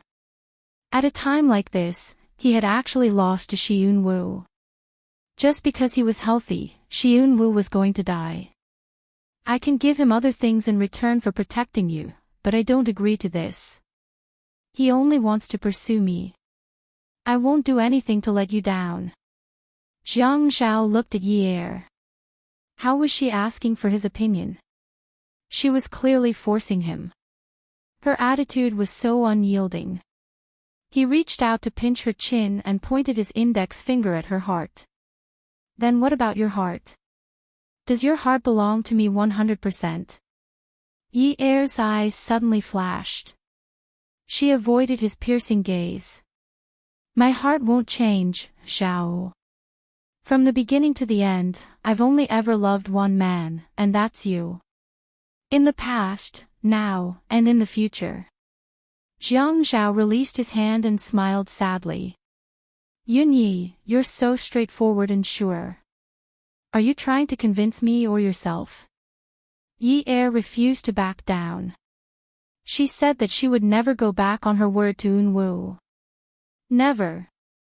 Because of Yoon Hongwei's matter, Jiang Zhao didn't dare to recklessly get close to him. They still lived separately. It wasn't until Enyu returned to Haiqing and began to take on the responsibility of sending Yi to work that Jiang Zhao finally couldn't sit still anymore. He directly moved into Zhuang Yichen's house and chased Zhuang Yichen out of 9th Mansion. Yi I realized that the sky is a little gray today. But when I thought of seeing you again, the sky in my heart suddenly turned blue. I wish you happiness. Yi opened the door. The person who delivered the flowers at the door handed them to her and took out his own light blue card. It was Yunwoo's handwriting. She could almost see how happy he was when they were at the art street. She carried the flowers and went downstairs. Eunwoo was waiting there. Yi did you sleep well last night? Very well. How about you? Eunwoo opened the car door for Yi I had a good night too. I had a good night's sleep. And so it went on day after day. Yi when I went to discuss the bid yesterday, I saw a girl in their company's HR department with hair that looked like yours. But your hair is longer than hers. When you tied it up, it was a little curly. Later on, I realized that it wasn't that similar. It was only because you both had a part black and part yellow. I wish you happiness every day. It was a purple card. Yunwoo's handwriting wasn't as wild as Jiang Zhao's. It was delicate and strong. Yi after I sent you to work yesterday, it started raining and the roads were very congested. But when I thought of how happy you were walking down the stairs with the flowers I gave you in a ponytail, I suddenly felt like the sky had cleared up. I wish you happiness too. It was a pink card. Yi do you still remember when you wore a white dress? It was very beautiful, just like Xiao Longnu, but you couldn't move. When you stood still, you looked like Xiao Longnu, but when you moved, you looked like Huang Rong. Tell me, am I right? I think you're really cute like this. Sigh, I really like this side of you. It was a card that was half white and half bright red. The bright red half was obviously drawn on by Eunwoo himself. After an entire week, Jiang Zhao couldn't tolerate this anymore. No matter how Yi felt about it, he couldn't accept it. But if he spoke more harshly, Yi would say, aren't we divorced? And she would say something like, it's not like I've done anything inappropriate with Eunwoo. We haven't even held hands. Good Lord, so what if they hadn't held hands? Psychological infidelity was still infidelity. At this juncture, could he say that he hadn't even signed the divorce agreement? Could he say that they hadn't gotten a divorce certificate? Of course, he couldn't say that with that woman's IQ, he could still deceive her a little. The reason for their divorce was because of Yoon Hongwei. This was a bottom line that no one wanted to cross. He couldn't even tell her that they were still husband and wife. He was thinking that this was his retribution, right? Back then, he was so confident that he could have her in the palm of his hand. With one phone call and timing, even if she had just come out of the bathroom dripping wet, she would still have to run downstairs to see him. He had always been controlling her, but now his emotions were being led by the nose by her. Was this the legendary inner strength backlash? Beauty novel, Shinwoo 799. Chapter 723. It was a Sunday morning and the sun was shining brightly. The white Maserati opened up and there was a huge bouquet of purple and gold roses in the back seat. It was very beautiful and the bouquet was stuck in the back seat. A smaller girl would probably drown in it if she held it in her arms. Such a rare flower was obviously flown in from abroad. It was very difficult to cultivate and the production was very low. Such a huge bouquet was worth millions. The boy who was driving smiled casually. His features were delicate and pretty. His handsome and elegant temperament attracted the hearts of the young girls on the road. It was a flight. The car drove into 9th Mansion. Today, Jiang Zhao did not generously let Yi do as she pleased. Instead, he waited downstairs early in the morning. Good heavens, didn't he ask the florist to send flowers today? Such a huge bouquet would crush someone to death. Jiang Zhao walked over. He felt that Unwu did not change much from before. He walked over like a gentleman. Unwu got out of the car and greeted politely, "Good morning, Brother Zhao." "Good morning." Why did Jiang Zhao feel so uncomfortable? Was he the one who went to look for Shi Unwu? Shi Unwu was more generous than him. Oh, the mistress wanted to enter the house. Why are you here so early? Unwu took out the flowers from the back seat. The bouquet was too big and blocked his chest. It looked very heavy. However, the boy was so beautiful that he looked like a peach blossom. "I'm here to deliver flowers to Yi. Jiang Zhao spat in his heart. "Bah! That's my wife.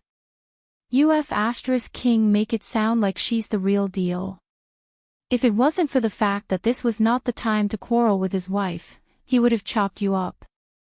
"Oh, I'll just bring it home for her. You've spent a lot." Jiang Zhao emphasized the words, "bring it home." He took the flowers from Unwu like a gentleman and looked at Unwu meaningfully. "Shi Unwu, what trick are you playing?" Unwu shrugged innocently. "Then I'll have to trouble you, Zhao bro." Then she turned around and got into the car. She looked at Jiang Zhao with a smile in her pure eyes. "I'll ask Yi later if he likes it." Jiang Zhao almost vomited blood. Mother ***. That was his wife, and he still had to bring flowers upstairs for his mistress. His mistress was much more magnanimous than him. ***ck. In Jiang Zhao's mind, he had never used so many vulgarities before. However, during this period of time, he had used the most vulgarities. Suppression. Suppression. Just as he turned around and went upstairs, his phone rang. It was Zhuang Yichen. "Hello. Brother Zhao, how long are you going to stay in my house?" "What's wrong?" "I can stay as long as I want." Jiang Zhao thought about it. That's not right.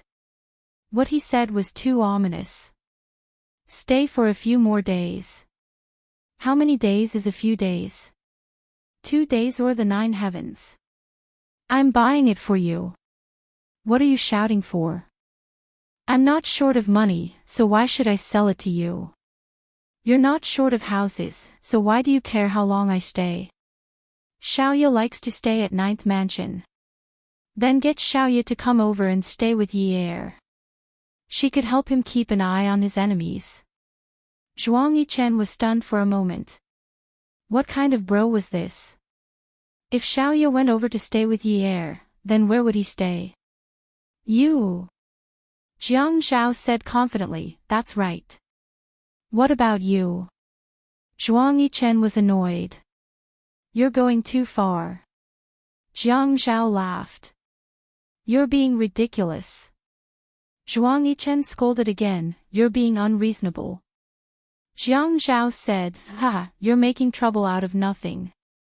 Zhuang Yichen was infuriated by Jiang Zhao. Who's making trouble out of nothing? Jiang Zhao was in a bad mood because of Unwu. Of course, he wouldn't let go of the chance to anger Zhuang Yichen to death.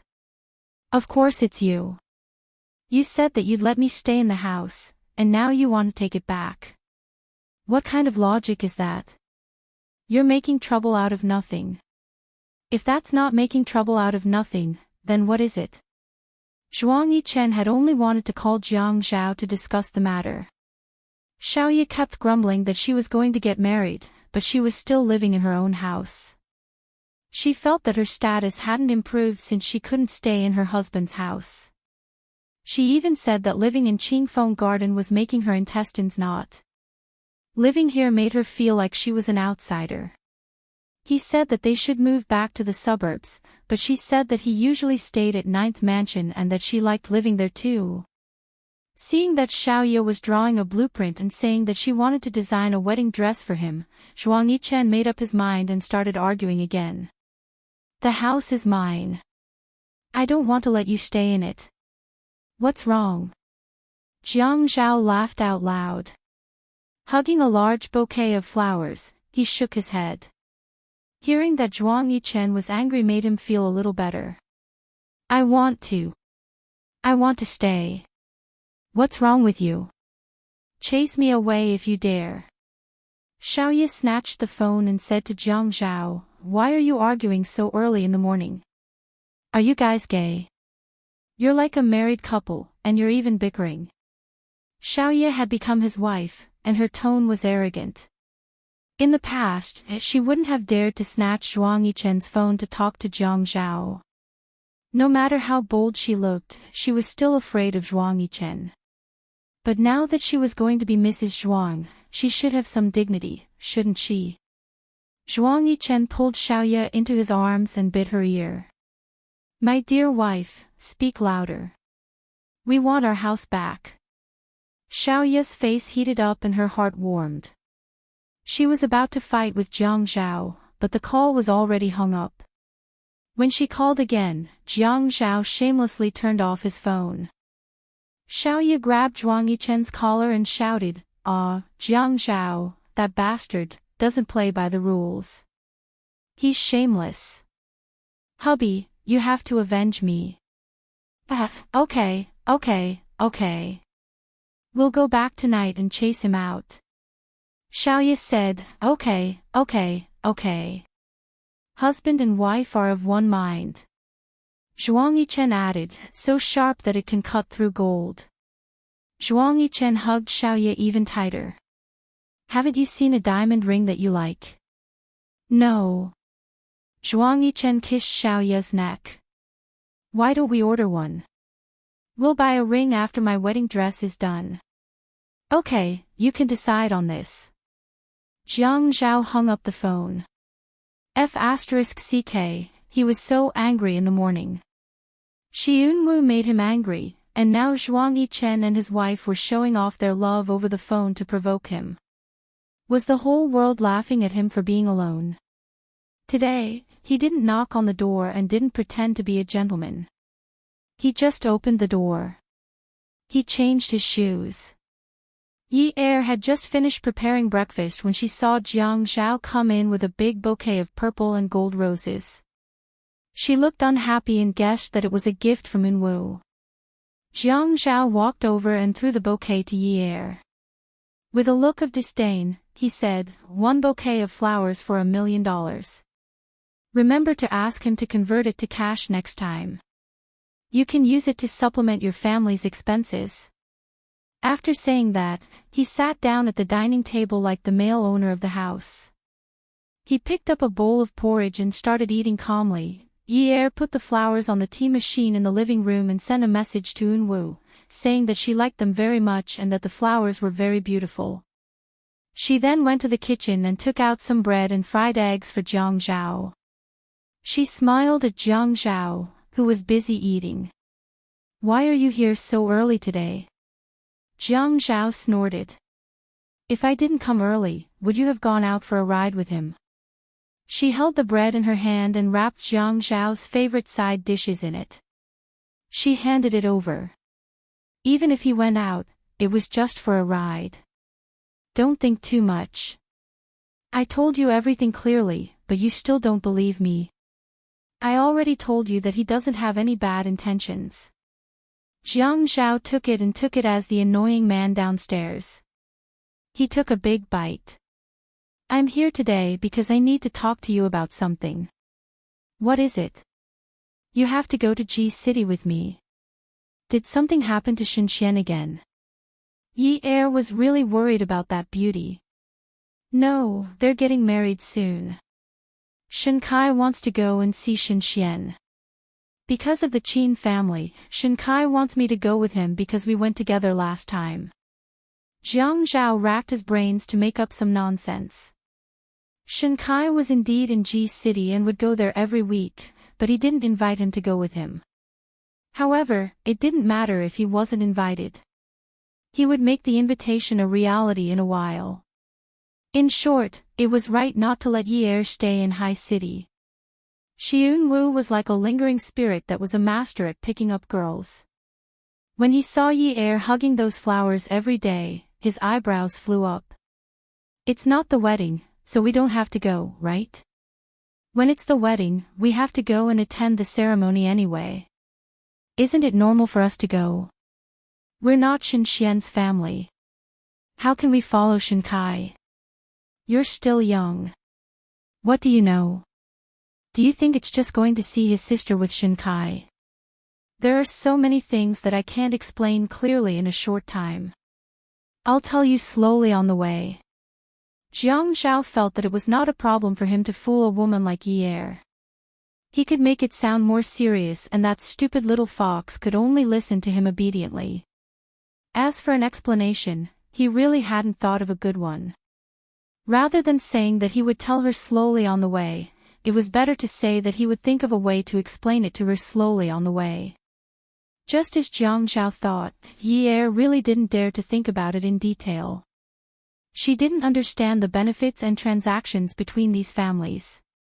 At least, she didn't understand it deeply. It was just like how Jiang Zhao had analyzed why the Qin family didn't help the Han family last time. How would she be able to figure out the mystery behind this? When are we going? Jiang Zhao was delighted. After breakfast, you can pack your things. I'll go back and pack my things too. We'll set off immediately. Yi Er looked at the clock on the wall. So soon. Jiang Zhao realized that his lying had reached another level recently. Of course. Why else do you think I'm here so early? It's the weekend. I should be sleeping in. Jiang Zhao used his work speed. After eating, he threw down his bowl and left. He also asked Yi Er to pack her things quickly. When they reached the airport, Jiang Zhao realized that they seemed to be escaping. Yi Er sent a text message to Eunwoo, saying that she was going to Ji City. Eunwoo said that she wanted to have fun. Shen Kai was already in Ji City on Saturday. Jiang Zhao had already told Yi Er in advance to keep it a secret. When they reached the hotel, Jiang Zhao asked Yi Er to accompany Shen Xian and said that he had something to discuss with Shen Kai. As a result, Yi Er believed that Jiang Zhao had to come to Ji City. Although Shen Xian would be considered a suspect if she had to go through legal procedures, she could still move freely in the Pei family. However, everyone knew that the Pei family was powerful in the south.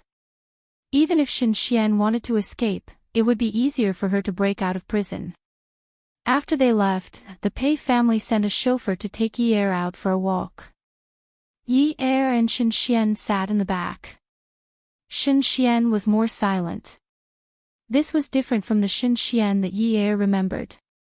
Shen Xian had been in the limelight for the past 2 years in Haiqing.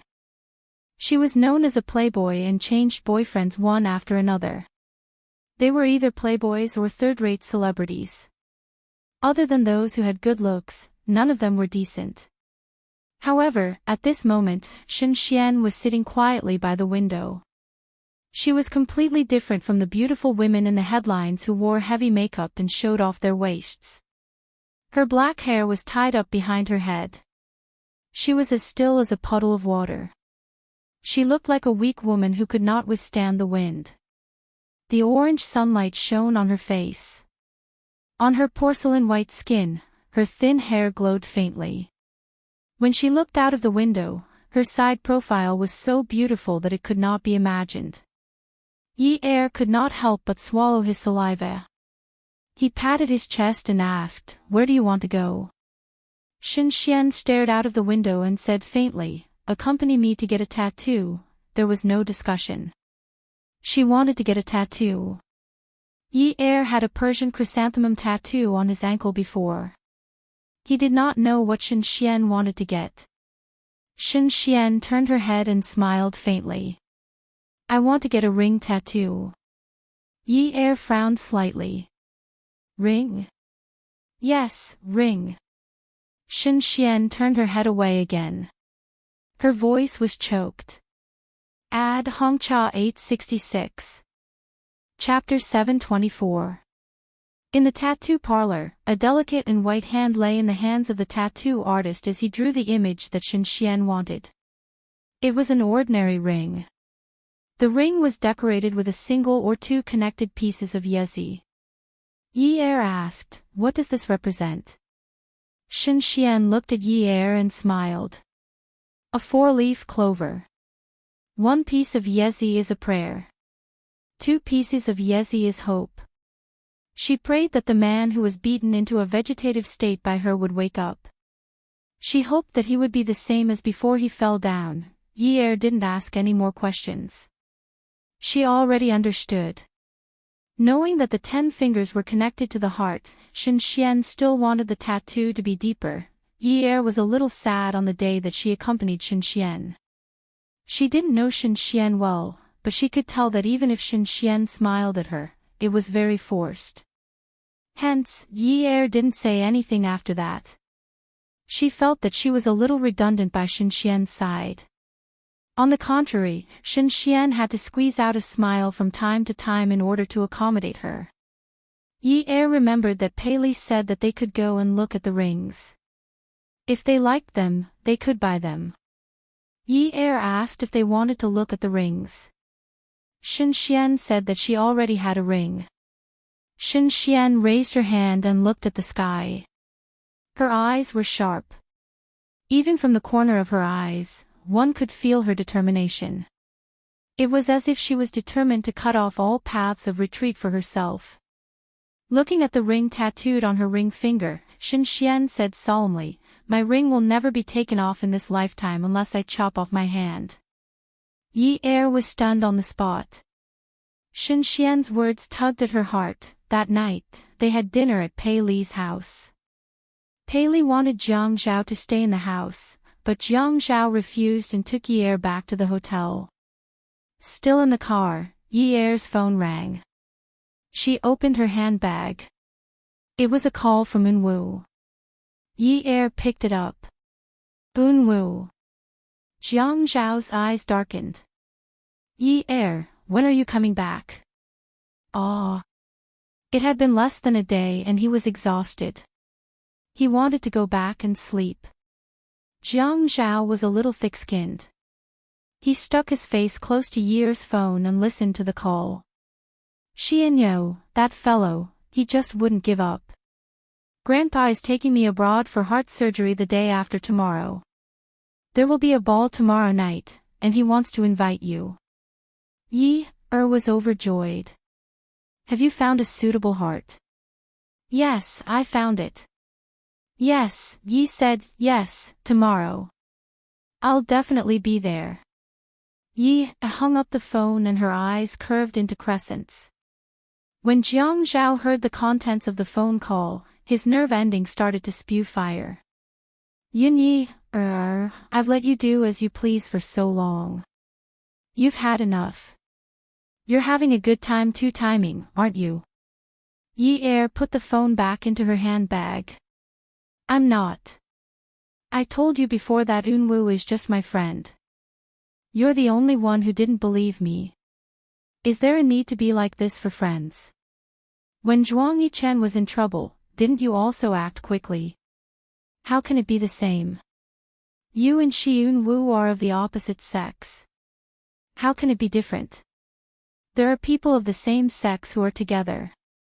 I didn't even suspect that there was something going on between you and Zhuang Yichen. Besides, we're still divorced." Jiang Zhao felt suffocated by Yi Er's words. He really wanted to take a hammer and knock her out. In Yunwu's art studio at the Shi residence in Haiqing, Yunwu sat in front of his desk. There was a stack of letters and envelopes on the table. He folded the letters and put them into different envelopes one by one. At this moment, Shi Jintian walked in with a glass of warm water in one hand and a small white medicine box in the other. His eyes were full of heartache. "Unwu, take the medicine." Yunwu's face was a little pale. "Grandpa, didn't we go to America around this time last year?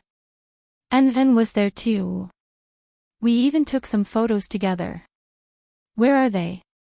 Why are you looking for that? I want to send a photo of me and an to Yi Er when the time comes. If he was no longer around, if he had ever lived in her heart, wouldn't it be better for her to give him her blessings? Shi Jintian's eyes were slightly red. He handed the water and medicine to Unwu. After watching Unwu take the medicine in front of him, he said, "It's in my study. I'll get it for you later. After your operation, Grandpa will snatch Yunyi away from you and tie her to you for the rest of your life." Grandpa. Upon hearing Shi Jintian's words, Unwu panicked. "Grandpa, regardless of whether the operation is a success or not, I won't be coming back. You can't disturb her."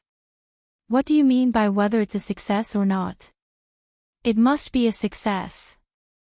Yes, it must be a success. But don't go looking for trouble with Yi Er.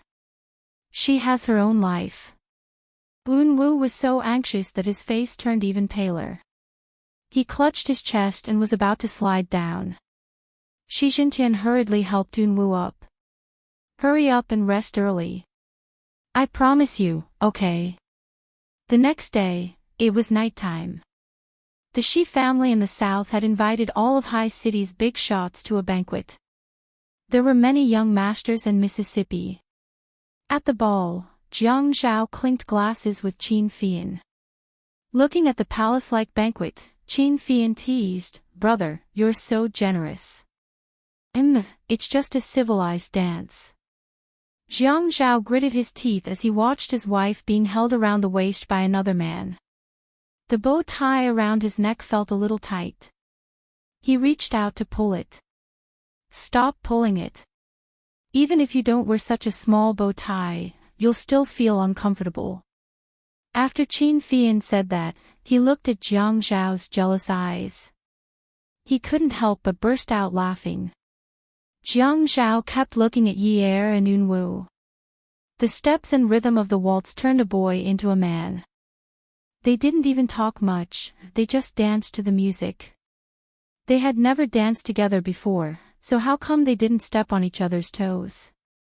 Was this the legendary tacit understanding? He suddenly remembered Qin Fian's advice. Dancing was the easiest way to develop tacit understanding. D***it. As soon as he stepped out, the music stopped. He walked to Yi Er and Unwu. They were about to speak when Jiang Zhao pulled Yi Er out of Yunwu's arms with a seemingly gentle smile. Unwu let go and looked at Jiang Zhao's actions with a smile in his eyes. He bowed slightly to Yi Er in a very gentlemanly manner to express his gratitude. Yi Er felt a little awkward as she was dragged out by Jiang Zhao. Unwu looked at Yi Er's obedient manner. He scratched his head and laughed. Since Jiang Zhao cared so much about her, she would definitely be happy in the future. Yi Er was pushed into the car, pulled out of the car, pulled up the stairs, and pushed into the house. Yi Er remembered Yunwu's words when he brought her to the dance floor. "Why don't you provoke Jiang Zhao a little? You'll definitely like the way he looks when he's jealous of you. A girl should make the man she likes nervous for her. Only then can she satisfy her vanity, right?" "How did you know?" "In order to pursue you, I did a lot of research." Yunwu's smile was pure and clean. At this moment, she looked at Jiang Zhao's ashen face and thought about Yunwu's words. Something warmed her heart, but she didn't show it. As soon as the door closed, the man pressed against her. When his lips touched hers, there was still a wisp of wine fragrance. The force of his grinding on her lips was hurried and heavy, and the breath coming out of his nose was also heavy. Occasionally, he would take a deep breath, as if he was panting. The hand that lifted her skirt didn't touch her legs like before. Instead, it went straight for Lus's sexy underwear and pulled it off. She looked up at him and saw his eyes tighten. There was a dangerous glint in his eyes. The corners of his lips curled up into a naughty smile. "Looks like I should satisfy you properly, lest you go around seducing men all day long." Seducing men, don't you think so, my vixen wife? There was an uncontrollable impulse in her body, and her eyes were already rippling with the spring breeze. She skillfully lifted her leg and hooked it around his tight waist, and seductively reached out to unbutton his shirt. She smiled coquettishly and said, "Thank you, Lord Hubby, for your consideration." Hearing the woman call him that, Jiang Zhao's heart skipped a beat. Looking at her watery eyes that were shrouded in love, he couldn't believe why she called him that. He grabbed her hand that was unbuttoning his shirt and asked slowly in a low voice, "Who's your husband?" Yi Er supported her waist and rubbed against Jiang Zhao's body. Her voice was charming, "Isn't it you?" Looking at the woman who looked like she was about to panic, the man grabbed the woman's leg that was hooked around his waist with one hand and unbuckled his belt as he lowered his head to nibble on the woman's neck. The tip of his tongue circled under her sensitive earlobe, and then he used his teeth to scrape her earlobe. He said hoarsely, "Are you only saying that because you want it now?" The woman's hand touched the man's checkered abs and felt as if she had been scalded. All the way down, the desire there had already risen. Looking at its aggressive appearance, one could tell how much that thing wanted to do. "Ah, Zhao, haven't we not gone to get a divorce certificate yet?" Jiang Zhao looked at the woman with a sly smile and gritted his teeth. "You 1,000-year-old fox." Right now, he wanted nothing more than to press her to the ground and kill her. To think that he had always thought that he had hidden it well. It turned out that she had always known that they were not divorced. Knowing that they were not divorced, she still allowed him to live outside and even let other men pursue her. She even separated from him, causing him to not even know what meat tasted like. This bastard. All the firewood and fire were piled together, just like the man and woman piled together. "Hubby, I was wrong. Please forgive me, then you'll have to serve me well today." Pfft. After rounds of competition, the television program came to an end. Xiaoye and Yi Er were packing up their belongings. Xiaoye had her assistant around, so she was very free. She patted Yi Er's back. "I can't bear to part with them." "Yeah, me too. I think I have some feelings for them. Next time, if there's an opportunity like this, you must call me." Xiaoye shrugged. This time, she helped Yi Er with the clothes. Although the money was not much, she was very happy. In the past, Zhuang Yichen had helped her with everything. But this time, it was considered her own business, right? The next time you walk the runway, you can do something special. I'll get my dancers to walk the runway. You can dance the tango for an evening gown show. Xiaoye hugged Yi Er and kissed her on the cheek. "Good idea, Yi Er.